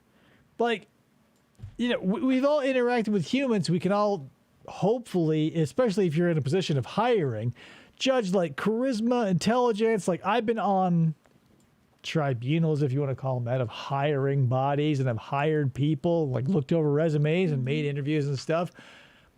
I would never in a million years look at someone and be like, what do you think about the corporate culture of like doing your best for the good of the team? You just like read the room, as it were, and if the person seems like a competent and with it individual, you won't have to tell them like, hey, doing your job is good for everybody because it's what you're being paid for. Yeah, when I worked at the SNF, the skilled nursing facility, and I was hiring people, like they recommended lists of questions, kind of like how my current job, they have like a set of questions that they ask, and it's so, I don't want to say corporate, it's very corporate questions that are just for everybody to answer, like, but I just talked with the other person like they were a human. You cannot just be like, I don't know, since corporations aren't people, they produce training material for things that aren't people. Like all the training videos that I actually gave a shit about understood like the plight of humanity and weren't just like, hey, buckle down and do your best because it's the right thing to do. And gee willikers, like do the AMP wave or have a nice smile on your face. No, it's just like, hey, we all know that sometimes things are going to suck, but as long as you're doing your best, that's all we need. Right. It's not like, because like try telling someone at the bottom of the ladder, like, you know, do your best so the people above you can make the salaries that you aren't. I don't know. There's got to be a middle ground where you aren't trying to get the person at the bottom to take more responsibility than they're getting paid for. Right. But also not being like, hey, man, do what the fuck ever, brah. Dress and the way we display our products has been planned and designed to enhance the customer shopping experience and support our customer service effort. PSFDO, I don't know why we don't see more, at least faux neon, because like LED light strips, and like there are many different ways, because legitimate actual neon is highly expensive. Each color is a different type of gas. It has to take super high voltage to make it glow. But now that we've got like, hand me that flamingo really quick. So you see this thing? It's not neon, but it's an interesting facsimile. Runs off of 2 AA's. I understand that people want neon and the real thing, but like, that's tens of thousands of dollars. I just don't understand how neon's easier, cheaper, and like essentially forever replacement, because LEDs don't burn out unless you're either using them wrong or they're built in, because that's what bulb manufacturers do. I don't know why we don't see it. Yeah. Ryan, yeah, the number one thing Ryan hates during a job interview is tell me about a time, blah, blah, blah. All of the questions for my current job were those. Right, because you have to be like, when was the time you were most negative thing? When was the time you were the most positive thing? How did you handle it? When was the time that was a negative thing you were able to kickflip into a positive thing? And like, oh, fuck. Like, how many of us are keeping those specific memories on tap? Because, like, we all, like, face things that are annoying and things that are positive every day. Yeah. So to ask, like, well, when was a specific time when you were collating a bunch of papers? Like, tell me about a time when you got too drunk at an office party. Have you ever been too drunk at an office party? Have you ever been too sober at an office party? Effort. We call this the shopping environment. AKA a store. Our customers come to us with specific expectations about the environment they wish to shop in. That gives us a big responsibility. Supermarket sweep, you'd get docked money for that. P.S. Like, everybody in this training video is stupid. Like, it's like, you know, in like the world of Simpsons, everybody's stupid, but mostly since that economy works, like Chief Wiggum gets to be an idiot because there's no real murders or whatever. this is kind of like that, but cranked up a couple notches. Because, like, the employees seem to be shit. Our patrons seem to just, like, not hear or see that they're knocking shit over onto the floor. So no one is coming out as a very good representation of humanity. So it's just like shit heels serving morons. And at the best case scenario, they'll swap those. Yep. Every day, there are many simple things that each of us can do to help maintain a pleasant shopping environment for our customers. By not taking action, our level of customer service drops, and we do not fulfill our responsibility to to our off the floor, so you don't want those. Floor coffee or whatever those customers. You can truly be the difference between good or poor customer service. Let's look at some examples. But here's the thing. That perfect example. All of your training materials and safety materials say you can make the difference between being a shitheel and being a hero. What I never, ever, ever, ever have heard is why I would give a fuck as someone completely outside of any sort of a reward or whatever, right? Because if we're going to say, you know, you expect a certain behavior, be like, you too can be. But the average person is going to go, but why, right? Most people aren't going to have I should say most. Some people are not going to have a work ethic instilled into them through this, that, or the other. So the insulting part of all these videos and all of this shit is like, you too can pull your head out of your ass and be a good employee. Yep. Yep. But there should be something that comes after that. Because, or if, or something, right? Like, where I work now, they go, hey, good news. If you do your job exceedingly well, we'll give you a bunch of money every quarter for X amount of goals.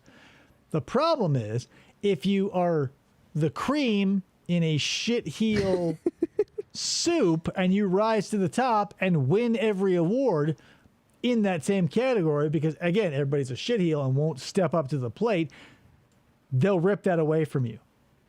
Yep. I got 2 bonuses in a row before the company I work for decided that they saw the writing on the wall. One person was doing more than the next 4 people combined. And they go, well, it's a foregone conclusion. Why don't we stop the bonuses? Yeah, you're doing it anyways. So the message I was delivered via that corporate decision was, we'll hold out a carrot on the end of a stick and have you run. After a mile, we'll give you that carrot. And we'll go, good boy, and we'll pat you on the ass because you're a donkey. And we'll give you, I'll put another carrot on the string and run you another mile, then we'll give you the carrot. But if the person on the donkey who's ran that 2 miles looks back and sees every other jackass is 1.5 miles behind you, they're going to go, well, maybe we'll stop offering so many carrots. Some examples of the kinds of things each of us can do to help maintain your store's shopping environment. First impressions are most important. Entrance. Upon entering the store, many of our customers want to find out what's on sale. So they head straight to the circular display. This display should be full and neat. Take the initiative and provide good customer service by straightening out or filling in the circulars while the supply lasts. All employees should be familiar with the store layout so that And here's the thing. Not that everything needs to have like, hey, do this and you'll be rewarded, because we need to live in like a society of instant gratification. It could be as simple as this. Like, hey, you've been a customer and or a whatever, whether you're getting a good and or a service, you've been a consumer of some kind, right? Be the purveyor of that good or service that you'd want to interact with, because empathy, right? Other humans, you want to be a good one. They just go, hey, do it. Take our corporate strategy, the love of this company, and just be good at it. Not because you need to empathize with humans or make human connection, not because we're going to give you more money or reward you in any way. Just do it, because it's our corporate culture. Fuck that shit, I always said. So that you can help customers locate the products they need. If you don't know a product's location, find someone who does. While working in your area, be on the lookout for any Find an adult, a neighbor, or a policeman. empty shelves, especially those with sale items. Like, could you imagine that much toothpaste moving and no one realizing that the shelf was empty? Sale items. If you find one, bring it to the attention of your manager immediately. When stocking shelves, be sure that products are lined up with the proper shelf tags. We don't want our customers to have to be inconvenienced by having to search for the right tag. Or read anything. We also don't want our shoppers to have to run an obstacle course. The aisles in the store should... How that has changed, right? Walking my to any God. place, God help you if you ever walk into a Walmart, because you as a customer will be roughly a 2-to-1 ratio with someone in a blue vest gathering a dozen other people's orders and roughly parking something the size of a Volkswagen bus everywhere they go in the store. And they don't. should be kept. They give zero fucks about you. They will run your ass down. Listen, I've got some fucking slob at home who needs mini frozen corn dogs an hour ago. Fuck you, bitch. And they will shove you down and stick one of their high-heeled shoes directly into your butthole. Sure to work neatly and remove them as soon as your work is done. We strive to keep our environment neat and clean, not only for our customers' convenience, Obviously, but this is not also the for Dollar everyone's General. health and safety. Anything found broken or spilled on the floor should immediately be marked as hazardous and quickly cleaned up. Fast action here Smuckers, can be the the hazardous difference jelly. between safety and injury. With a name like In our Smuckers, service you know areas, it'll kill we you. constantly clean all food preparation and serving areas to assure a sanitary workplace. If you're still here, former intern Julia, I know you worked like grocery customer service. I can't imagine, man, and or lady, whoever you are out there watching, people. I can't imagine. Like, the one place I never worked was food, like a grocery store, retail. I worked as a short order cook. I worked selling clothes. I worked selling building materials. I worked selling a lot of stuff. I can't imagine working in a grocery store because, like, I don't know. It just seems like there's so many more instances of, like, if you knock something off a shelf at like a Home Depot, you go, I knocked the box of nails off. You go, okay, done. But there's so many breakable liquid and or like powders all over the place. I would never want to work at a grocery store, but I understand some people like it. I don't know. Seeing this reminds FDO of a grocery store job he worked at for a short time. God bless you for putting up with it as long as you did. I could never. Like, I even worked at Burger King when I was 16, and like even that was irritating. And I don't know, with food stuffs, it's always more annoying to deal with returns and stuff, because food is typically something you're going to, if it's being made for you, you're ordering it, and so it's being made right then. Or it's sitting on a shelf and you know what you want and it's shelf stable, and or you know what you're getting yourself into because you're shopping. Right. It's not like, oh, I got this home and under a different color, light. I was like, I didn't like the dress or it didn't fit right or whatever. I can't imagine. I would lose my fucking mind if someone came up to me like with a half a jar of jelly and was like, you know what? I don't like it. Can I get a refund? Because you know that fucking happens. Oh, probably. And Did you an have to get a appealing shopping food environment. handler's card when you worked at any of your restaurant jobs? Mm-hmm. It sucked. Food handler card tests suck.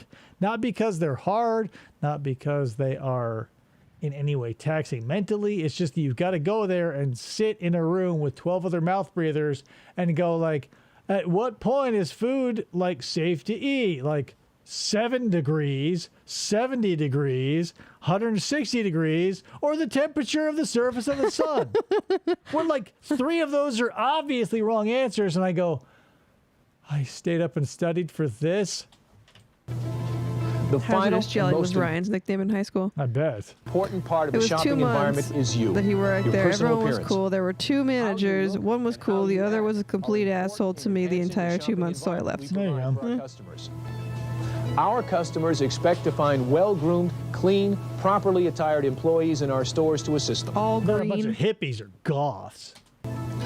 Before you Disgusting sex pervert furries that are looking in every shadow. begin She looks work, like a bellboy. take a moment and look in the mirror. Check yourself out.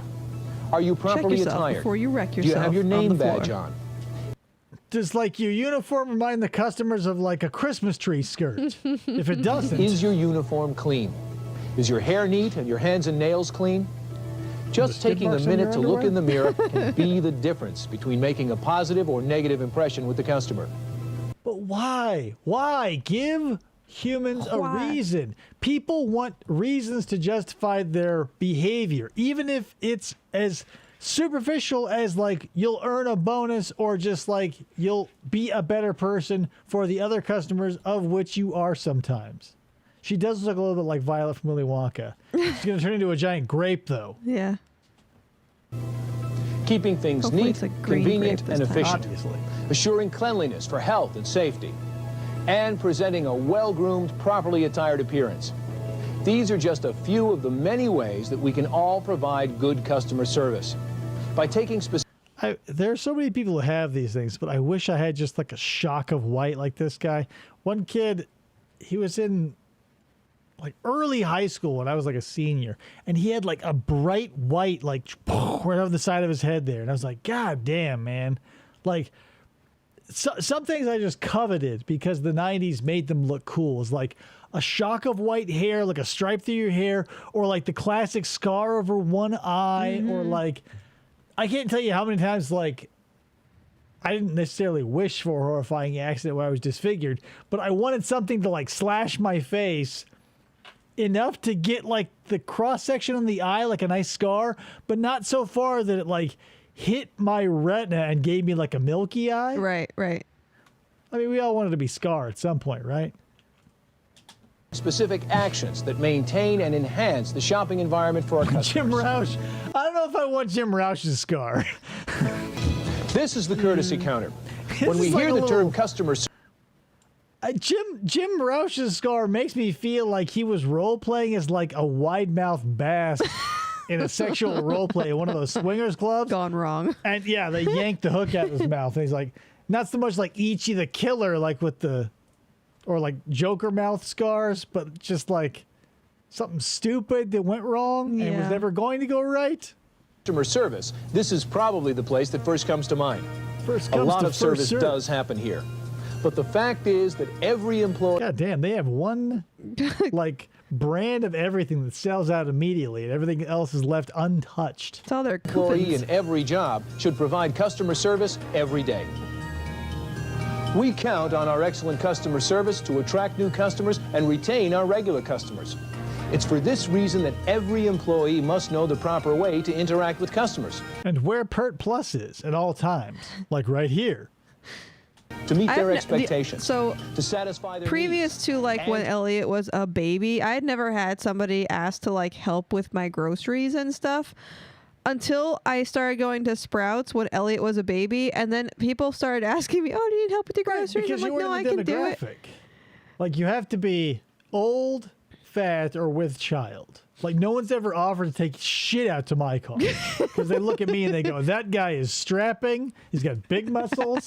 He probably has a huge joint in between those legs. I'm not even gonna insult him by offering to carry out his groceries. He's got this under control." And I wink at the people who never offer me anything because I go, "Yeah, this joint is huge, thick, meaty hog. I don't need to." And to provide solutions to their problems. In this section on courtesy and customer assistance, we'll see from the customer's point of view what good customer service looks like. If you had a scar, or like if I had a scar with the milky eye, they'd probably say, "Can I help you out?" But if I just had like the classic evil like Phillips and Associates slick back hair and just the scar and my eye was untouched, like functionally, they'd probably be like, "Dude's hog will carry him the way." To begin, let's look at courtesy. In the first segment of this program, our shoppers found very little courtesy in their visit to the store. Employees ignored them and treated them like they were a nuisance. And they were. Employees were reluctant to help and were not willing to go out of their way to meet customer needs. This is obviously not any way to conduct our business. In the following example, look for the verbal and non-verbal ways that the employee shows attention, respect, and courtesy to the customer. Watch for a sincere greeting at the beginning and a thank you at the end. Take note of how the employee asks questions in a positive way. Non-verbally, watch how the employee acts. On green neon. I saw more yellow than green, Ryan. So was there a change in the early 2000s? That is happy to see and help the customer. Notice that the employee No matter how smiles, sincere it makes eye sounds, it's not. contact, and focuses completely on the customer's needs. These are just human traits, right? Yeah. Like when I talk to people, I engage them physically. I use my charisma. I look into their eyes every once in a while, to make that human connection. But I'm still working on that part. they aren't bringing you don't even need to work on it. Just be like, hey, just keep in mind that someone coming in is like you when you go in somewhere else. No, I get that. I just have a hard time. No, I'm just talking about I understand there's going to be social anxiety, but like for training purposes, like pretend like you're the person who's being shit-heeled by a crappy employee. Yeah.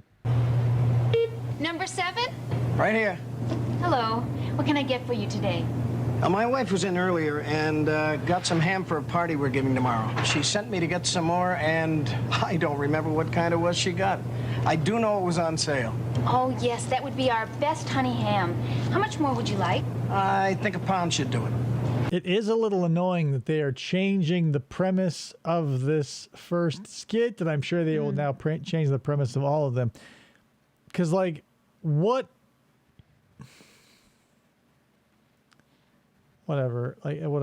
Because in the second scenario, at least maybe you've noticed this too. As I'm watching this, I've realized I've seen this. In the first scenario with the employee is a shit heel, the customer is typically less engaged. Right. Like from the jump, like before the employee even has a chance to be a shit heel, they're just like, can I get some ham? I don't know what kind. It was the cheapest. And now all of a sudden he's like, well, my wife and she bought some. And like, we're having a party. So like the initial issue of like how to deal with shit that we are no longer in possession of is out the window. Like a perfect training opportunity to be like, hey, old shithead, we sold it all, but I've got a good recommendation. Yeah. And that we're totally changing it. My wife was here. She bought it. I'd like some more. Oh, sure. We still have sure, some. Sir. And can I give you a quick reach around? Like, it's totally different. Use the same scenario. You use your charisma and look into their eyes? I'm already blushing. Stop it. You doing something for dinner later? I've got a lot of honey baked ham. You know, we have some fresh salads on sale. Would you like to try some of our shrimp salad? Man, that shrimp salad does look good. It's basically shrimp and mayonnaise. I'll take a pound. No, I said you want to try it, idiot. You want to buy sample? a pound? Taste untasted? Here you go, sir. Shrimple. Can I get you anything else? Now I think that'll do it. This is Shrimply the best. Shrimply irresistible. The best.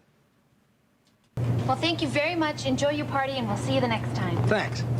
I'm sure it'll be Shrimply divine. Will I this get an customer invite to be your coming party? back again?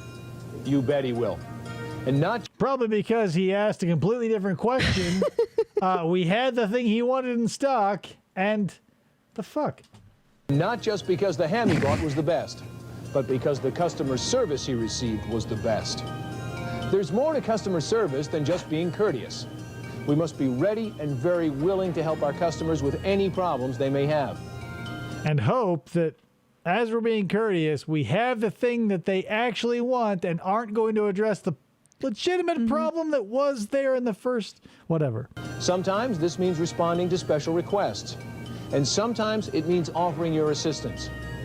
In the following examples, notice that the employees Like handcrafted gelato in the bathroom. stop what they're doing. Look directly at the customers and listen carefully. Stop, look, and listen. Then Just they like the take stop, drop, specific and roll actions method. to help them. Excuse me, could you help me? Yes, ma'am. What could I do for No. you? Well, I have the store coupon for paper towels, and I can't seem to find any. They should be right down this aisle. Let's take a look. Okay.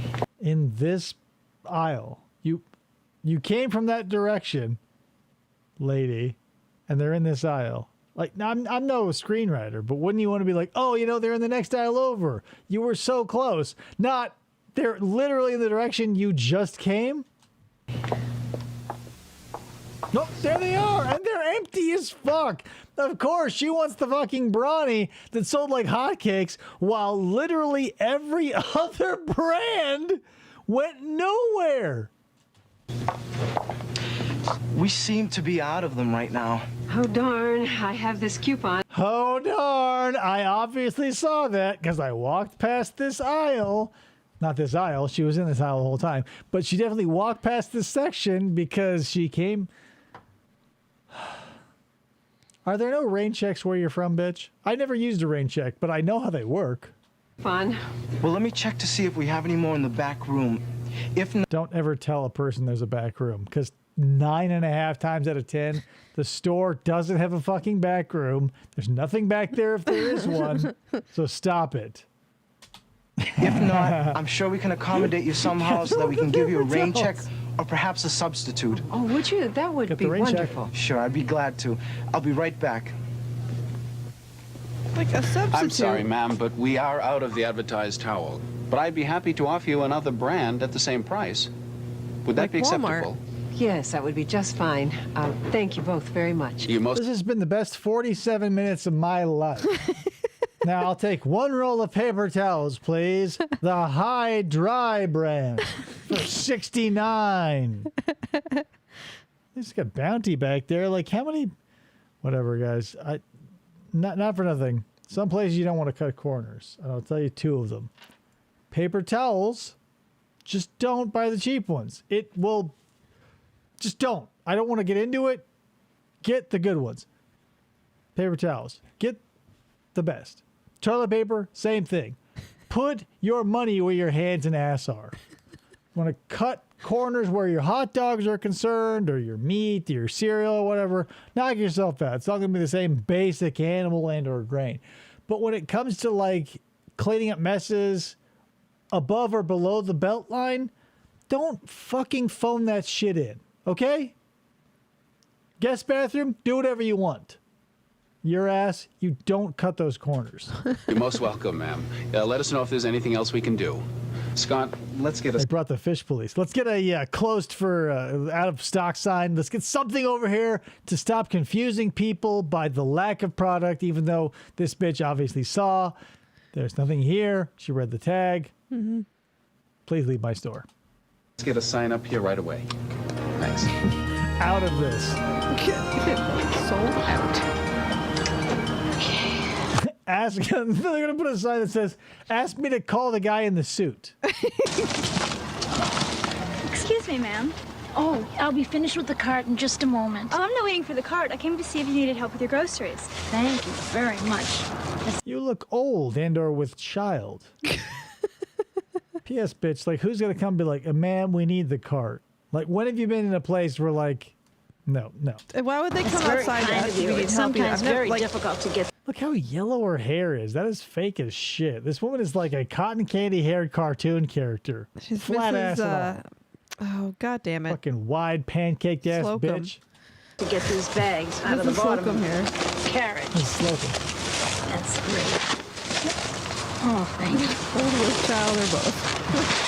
Hey, all packed up and ready to go. Thank you I'll very take your much, cart young too. lady. I need that. May I give you something for this? Oh, no, that's not necessary. Drive safely and have a good day. Thank you, you too. It's not as necessary, but much appreciated. Here's the thing. I will slip a $5 bill, $10 bill, whatever, into someone's hand. If they say I can't take it, I say the customer's always right, and I give it to them. I became a regular acquaintance with this woman who was a Sprouts shopper, and I'd go to the same Sprouts. It'd always be her bringing my groceries out for me when Elliot was little and stuff.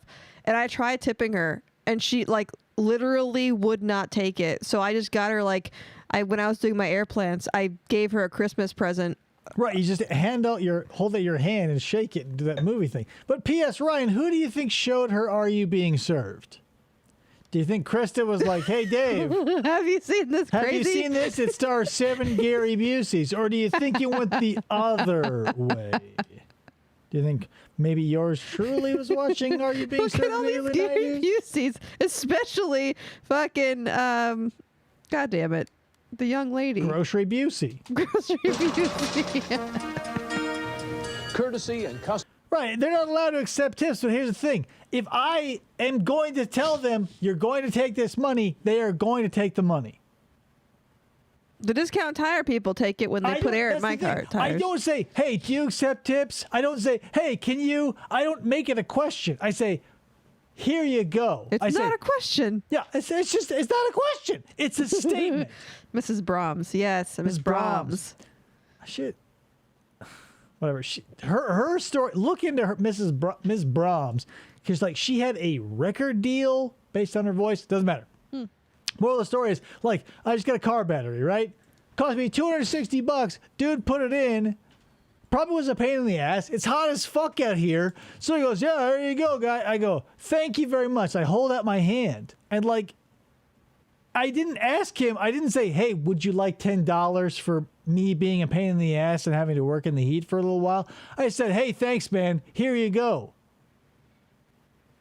And they take it. Because that's the thing. Like, in a situation like that, you don't go, can you? I just go, here. If they get in trouble for it, my bad. But like, I've been in a situation where I've accepted tips because they wouldn't take no for an answer, and I've never gotten in trouble for it. Have you seen the Are You Being Served movie, Ryan? And like the latter day like reboot where they were like running that bed and breakfast, it got a little crazy. I bought a book. I bought a book on the making of Are You Being Served at Half Price Books. It was like $5. When I got home, it was signed by Mr. Humphreys. He's my favorite person. Yeah, he's my absolute. He's the best one out of all of them. I don't know, because the roster changed. Like Mr. Lucas gave way to Mr. Spooner, and like the senior salesman, they had like 4 of those. But I don't think I ever saw Mr. Spooner, and I didn't like Mr. Tebbs. I liked Tebbs and Goldberg, and I liked Mr. Goldberg. The old guy who looked like Churchill. Fuck. Moral of the story is a lot of people move through there. Women's department, not a change of cast. Everywhere in the store, but nowhere more so than at the front end. It was terrible. Every customer interacts with a cashier, and the impression we make here is the one the customer will leave with. Let's look at examples of proper courtesy. I think one of my favorite episodes of Are You Being Served is when Mrs. Slocum stays in the building and she has her flat in there and they all show up and she's gonna like boing. She was gonna bang Mr. Humphreys. And that's the thing, like everybody knew he was gay except for Mrs. Slocum, who like had a little Granger, Mr. Granger. Yes, I like Mr. Granger. Mm-hmm. Granger, Tebbs, and Goldberg. Yeah, my personal favorite was Goldberg, but yeah, our Are You Being Served episode has yet to rear its ugly head. Again, look for the smile, the eye contact, the focus on the customer, and the positive tone of voice. Also, watch for the sincere greeting, the helpful questions. I'm supposed to watch for these as I'm giving them? Like this is the brain like dictating to the person to which it is owned by. You can't do that. And the polite thank you. Hi, how are you? Just fine, thanks. How about you? Just fine. This is the shrimp guy. Right, he's like, hey, guess what? Not the guy with 3 cans. The guy cans. you were rude to earlier is gone, and I want some shrimp salad. She's going to go, oh boy, that's shrimply divine. Do you have any coupons today? Nope, not today. Tomorrow. No, there's the guy with the cans, and he has a cart. At the checkout lane, as well as in the service departments, acknowledging the next customer makes their wait seem shorter. Simple eye contact and a smile tells the customer that you'll be ready for them in a moment. Thank you for shopping with us today. Oh, thanks. Also, turning around and bending over is a huge clue. Good afternoon, sir. How are you? Fine, Whoa, thanks. he's got a whole cart Do you have full any of shit coupons this time. today? Oh, yes, I almost forgot. And he has coupons. They're right here. Oh, I almost forgot. We're changing literally the basis of every scenario to show you how to do it the wrong way. But when it's done the right way, we won't show you how to address the issues when done the wrong way. Ryan wants to know if we've ever seen the Bizarro version they made for Australia. All the Australian cast that look exactly like the British counterparts with different names, but still John Inman as Mr. Humphreys. Man, I John love him. Inman, I fucking love Is that he guy. still alive? I don't think so. I don't think I want to say like only Miss Brahms is still alive. Miss Brahms, but it's been a while since I've looked at their Wikipedia page. Sometimes I do to see who else is left. I know that Mr. Captain Peacock rather Mr. Lucas. Yeah, I was just saying they're all gone. Like the Mr. Rumbold, like all of them went out. Like God, I hated him. You know, I liked Mr. Rumbold, but most of them. I think the latest one, Mr. Rumbold, was the last to go, and I think he was like the late '90s, maybe the early 2000s. But it's, I mean, hello, it was the show from the fucking '70s. Right. Right here. Thank Creepy you. guy in the shorts was literally breathing I'd down like to Shrimp bag Boy's these neck. myself, Back but- off generic Sure. white male. Seriously, I hate when people are right behind me. Like I could feel them, like at my shoulder at the grocery store. Ugh. What's the best way to deal with that? Because like turning around doesn't do much. I sometimes take a step back to like close the gap even further and maybe feel their balls upon my like hips. But like, that's the thing. If someone has a problem, not a problem. If someone has no sense of like personal physical space, you can't invade theirs to make them less comfortable because Right. they've already. Occasionally, a customer may prefer to bag their own order. 2015 is when Be sure to Mr. show Humphreys passed away, or Mr. Rumbold. He'll feel like he was a lot older than Mr. Humphreys. Yeah, but I mean, you can't. Brian? It's Show probably your Mr. If he's appreciation saying for the Rumble was customer's last, help. then it was definitely him. Thank you very much for bagging. Here's your change, 58 cents. Wow. Thanks for shopping with us. Have a nice day. Thanks, I will. Jug ears. At times during the course of the day, we may unavoidably delay a customer at the register. During shift changes, cash pickups, voids, and price checks, the customer may be inconvenienced. Again, But if courtity the is the customer key to themselves making are a writing a customer check, feel it inconveniences everybody. Right. The customer's inconvenient. There's nothing you can do about it. But like, the codes that they use in some places are so stupid. Like, if we ever, like one place I worked, if we ever had too many 20s and we had to get like a cash drop or whatever, we didn't have like one of those pneumatic tubes, I'd like pick up the phone and be like, register whatever I'm at, code 20, register whatever, code 20, which means I had too many 20s. Like, it wouldn't take a rocket science to be like, oh, maybe I should rob that guy if I were He's a got all the thief 20s. or a robber. But like, I don't know. It was never like code sunshine at Operation Register 4. recognized and respected. Jesus, huh? You think this guy is drinking in his recliner thinking about this video? Oh, he absolutely is. Do a pickup, okay? Now I tell the customer. I'm very sorry, but we have to do a pickup now. It'll only take a minute. I apologize for the delay. Sure.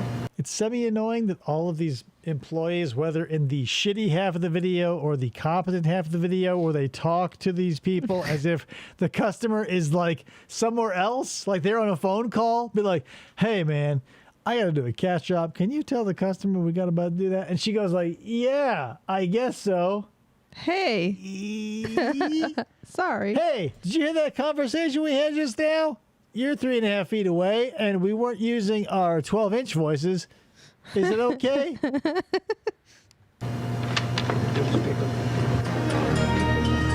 Yeah, I'll just keep unloading my Tide, Here's my Clamato, Cape and Cod Cheez-Its. potato chips.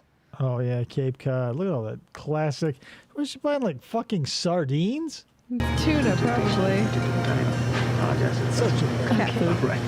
Okay, we're all set to go. Thank you for waiting. I'm sorry for any inconvenience. Yeah, he's leaving. Oh, that I didn't feel take like long we're at ready all. now. Well, thank you for your patience.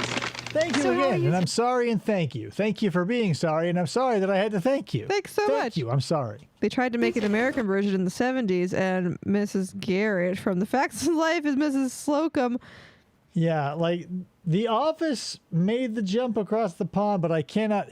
There are some things where like British culture is so wildly different from American culture, it wouldn't make sense.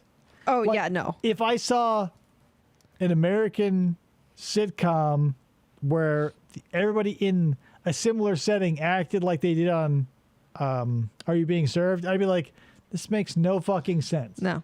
No. Like the bureaucracy and the insanity and the buttoned down nature of Britain and England especially is what makes the comedy. Like they're again, I don't want to like dissect Are You Being Served in the middle of this A&P training video. But here we are. But here we are. That's the difference is like the comedy of Britain hangs on British society being so buttoned up. Yeah, like the episode with the Queen. It's funny to them when an old man has to buy a pair of bathing trunks because he's old and like that's a salacious thing to do in England.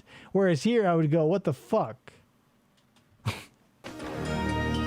Courtesy and customer She's returning assistance the are the fish most to the important sea with aspects Cape of customer Cod. service.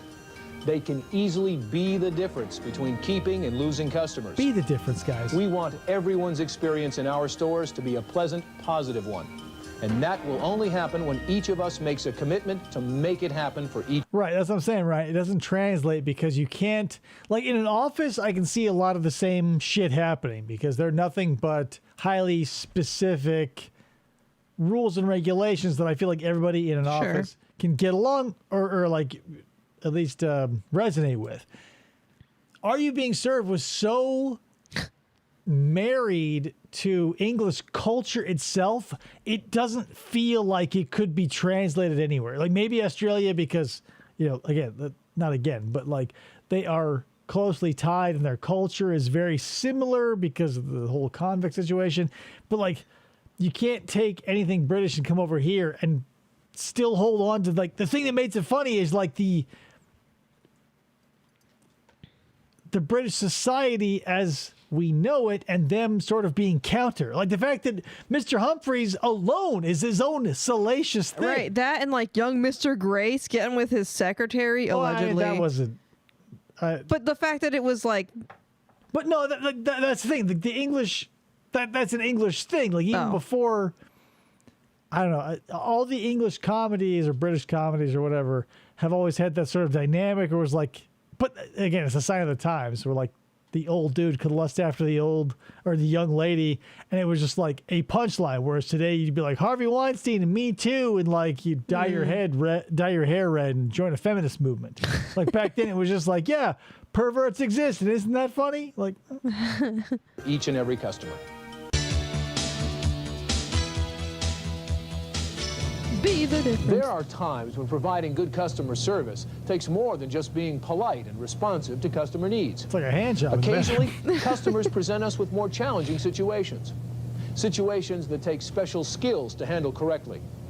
Remember that to a customer, you represent the company. Behind him is just like a wall of butter, and I can't believe it's not butter.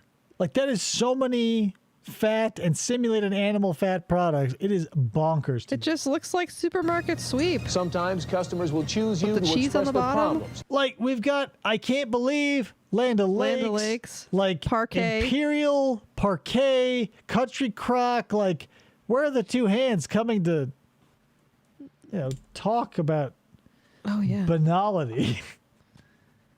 Frustrations, and even their... Oh my God! If you, who didn't? Here's the thing, Ryan.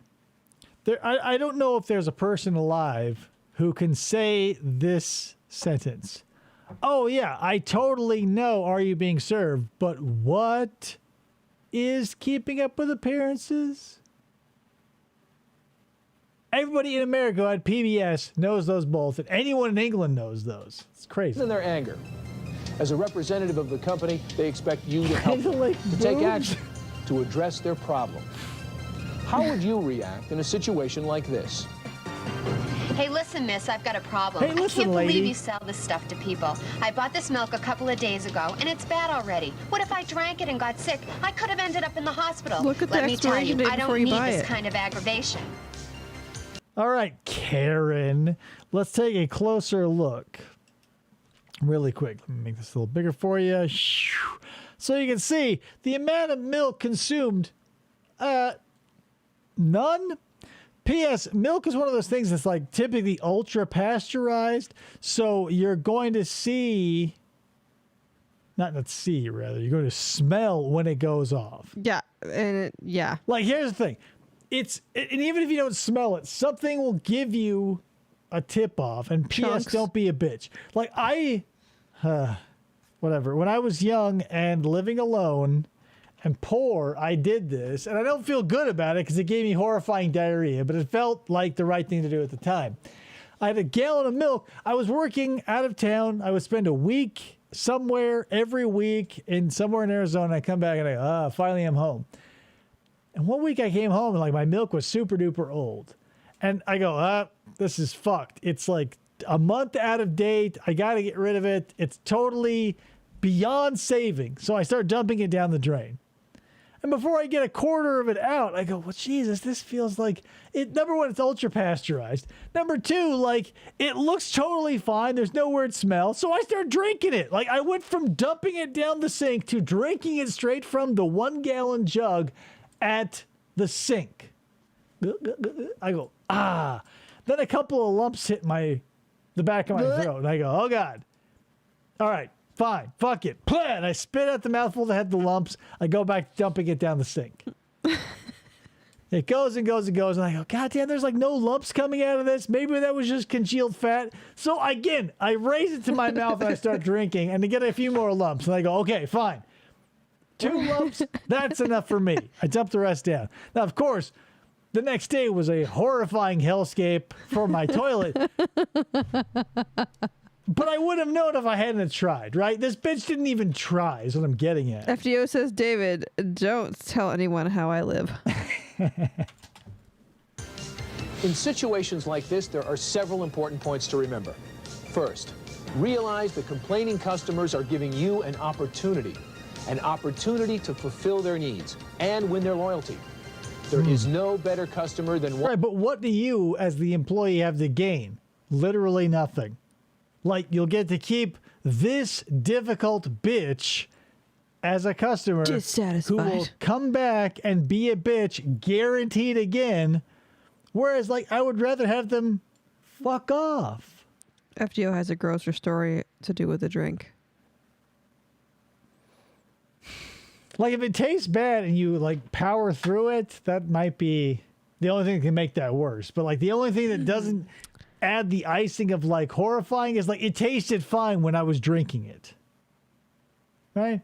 This giant amoeba. I was drinking a soda and this giant amoeba-looking substance came out. Where in the fuck did you get this soda? Where do you live? Like, was it something you opened? Like, was it was in my mouth. Oh, Jesus, dude. And one who has been turned around from dissatisfied to satisfied. You want to hear a terrible story? I lived in Chicago for 6-8 months, living with my friend.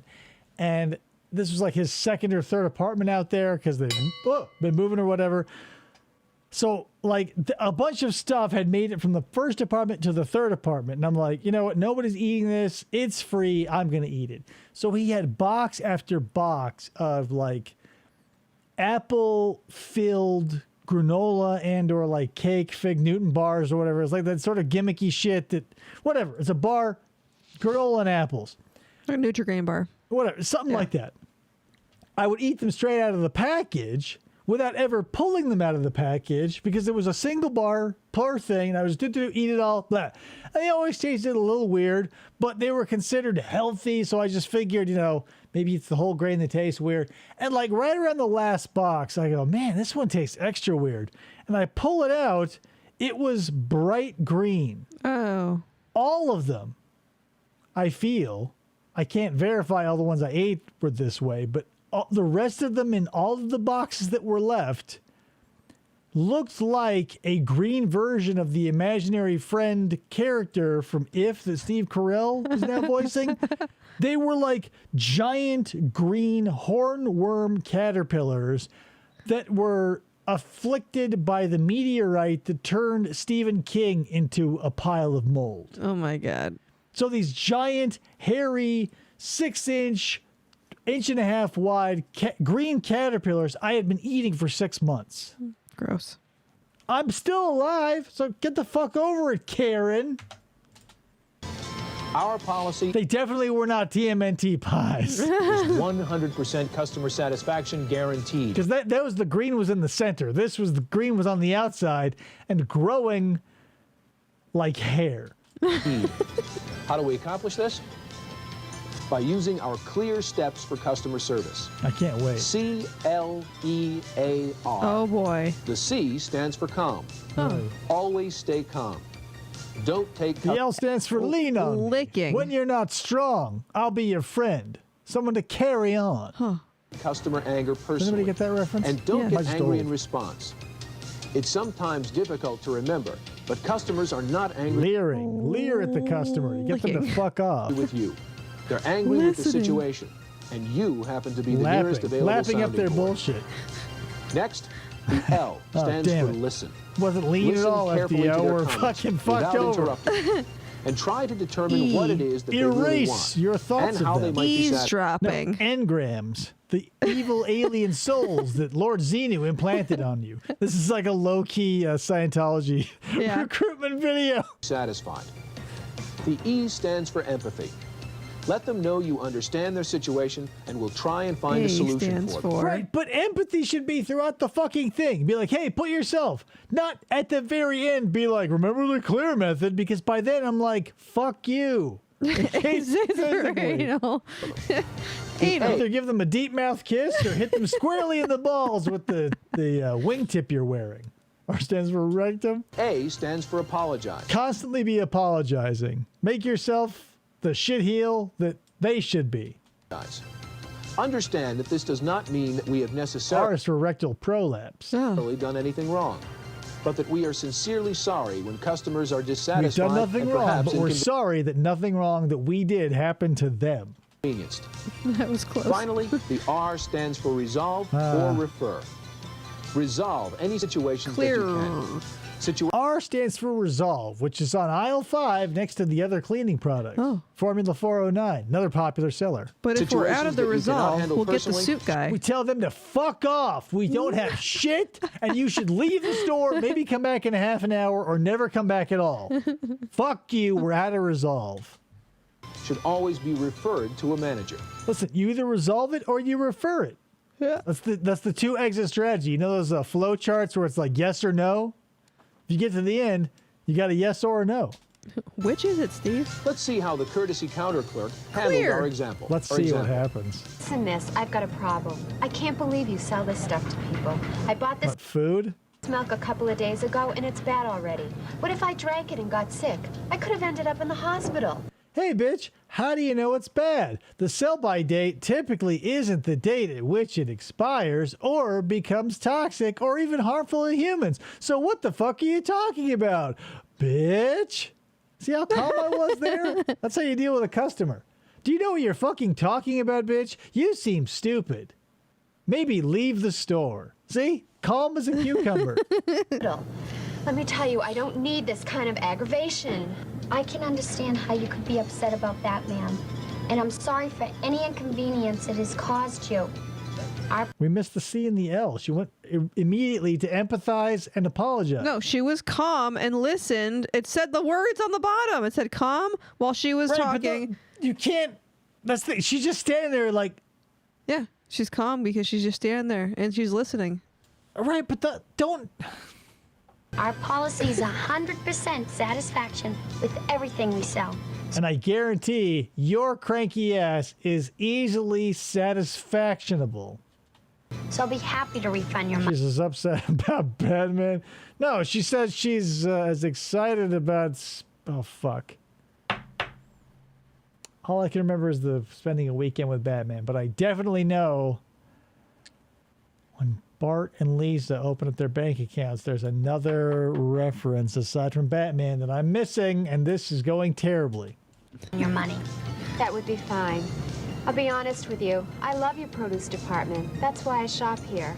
Thanks. Oh, you're welcome. And I'll take care of your refund right away and bring this to the manager's attention. Thanks for shopping in our store. You get a refund in 6 to 8 weeks. Since it's 1978, here is your 37 cents for the gallon of milk, and I'll tell my boss about what a bitch you were, and he'll go, yeah, that's customers, and we'll never think of you again. They're both off the Martha. Notice that the employee was focused completely on satisfying the customer. Why did you say that name? Customer, not on debate. Grabs her and she throws the milk on her head. The merits of the complaint. The milk may have turned bad, but it's not it our definitely job didn't. to judge our customers. Our only responsibility is to satisfy them. In general, we should never refuse a customer. Wink. If you can't satisfy them or are not authorized to grant their request, Try simply harder. refer them to a manager. Simply authorize it. Rip. Here's a check. May I have your check cashing card, please? Oh, I What's don't that? have one. I'm sorry, I can't accept a check without a check cashing card. Unless it's been authorized. Well, where do I get authorization? Let me call my front-end manager to help you. It'll only And what's a check cashing card? No idea. take a minute. But my mom Barry? used to pay with a check. She never had to do that. Mrs. Greenberg would like to pay for her purchase by check, but she Greenberg. Implication. doesn't have a check cashing card. No problem, Mrs. Greenberg. I'll be happy to help you. Maybe go get a fucking check cashing card. You know, the thing that we all don't know about? Because what the fuck is that? You can see that the cashier used all the clear steps. She remained calm and didn't get She looked around, listened, she stopped, dropped, and rolled. She got to her manager, and then she had a balanced breakfast, a sensible dinner, and a shake for lunch. get upset with the customer. She listened to the customer's position. She held the check She like, empathized. for me? Wow. She eats ass, and then she ate ass, and then her rectum blew out. With her situation. She apologized for the problem. And in this case, because she wasn't authorized to satisfy the customer, she stated the company Nowadays, policy cashiers and then don't know referred her how to the to manager. Again, do a check. another potentially negative situation was turned around to be positive for the customer.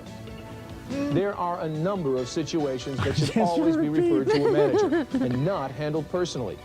These include any customer complaint involving employees, any complaint or situation involving an unsafe condition, accident, or injury, and any complaints about policies that are set by law. These might include what can be... I'm sorry, man, but you can't kill a worker here at the store. It's against the law. But I'll Well, tell you what I time they get never. off. So get me someone in a suit. Oh, I'm sorry, ma'am, you can't kill this employee, but would you like to shoot a dog wearing a uniform from the A&P? Why, yes, I would. Thank you. See, we can used be bought with clear. food stamps, restrictions on selling cigarettes and alcoholic beverages, smoking in the store, or any health code See you next Tuesday is what it stands requirements. Handling challenging customer situations can be unnerving, but they're really not difficult. Just remember not to get emotionally involved. Simply focus on satisfying the for. customer. Just focus on the sex with the customer. Don't establish a relationship. Keep it casual. You fuck on the weekends, you're DTF whenever they are, but as soon as they talk about taking it serious, you throw your hands up and you back off and you say, I got produce. The C stands for code. All the rest is satisfied. Without debating rightness or wrongness. From there, the steps to take are clear. Stay Come listen, eat ass, repeat. There you go, FDL. Stay calm, listen to the customer without interrupting, empathize with the customer's damn, they have a situation. huge variety of Apologize potatoes, to by the diffuse way. the customer's dissatisfaction. If they sell one product, they sell 40 of the same product.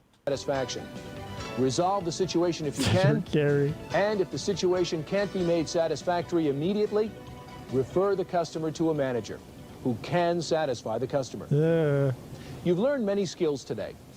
How to maintain and enhance the shopping environment, how to be courteous and provide customer assistance, and how to handle challenging customer situations.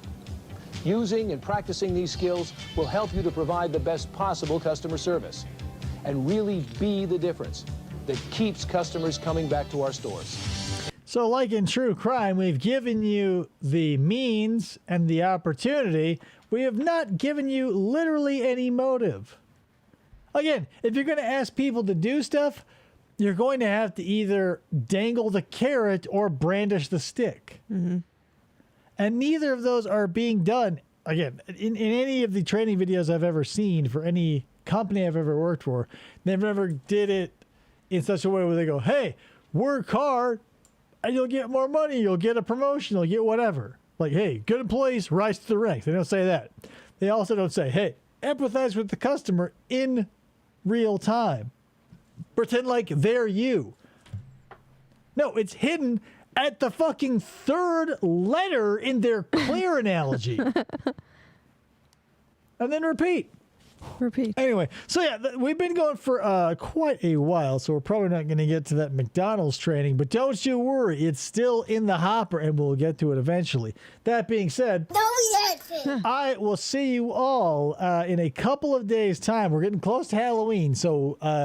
the Friday is Friday the 13th. Just, yeah, so maybe well, that aside, I don't want to talk about that right now. coming up in October, we're probably going to give way to just all Halloween, probably commercial content and all that other good stuff. Unless I can find a good true crime case that revolves around Halloween, but typically there aren't, because very seldom does like a criminal plan their crimes around major secular holidays. This is not a thing that happens typically. Yeah. But that being said, I thank you for showing up. I appreciate it. Friday the 13th.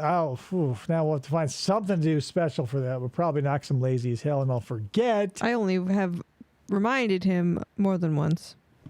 No, it doesn't matter. You remind me for it. You remind me the day of. Every time someone was like, "Hey, remember what the day is," and gave me a wink, like in our chat room at work, I go, "What are you talking about?" If you don't, it won't mean anything to you. If you're watching this in the future, it might not mean anything to you right now because you might keep forgetting what day it is. I'm not going to bring it up because it may have already forgotten about it. But Halloween is something that can take the whole month. Here's the thing. I don't like when ladies after 16 want to take a full week for their birthday, but I don't mind as a full-blown adult taking the entire month of October to celebrate Halloween. It's just the way it is. Anyway, that's all I got. Thank you so much, TMI. Thank you so much for showing up. I appreciate the time that you've spent with us. We'll see you in another couple of days for God knows what, because I don't even know yet, because there's so much to cover. Yeah, that's it.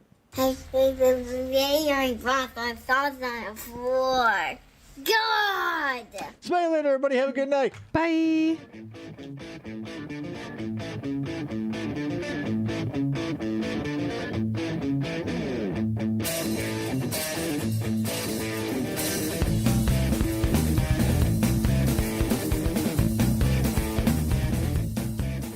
For the try to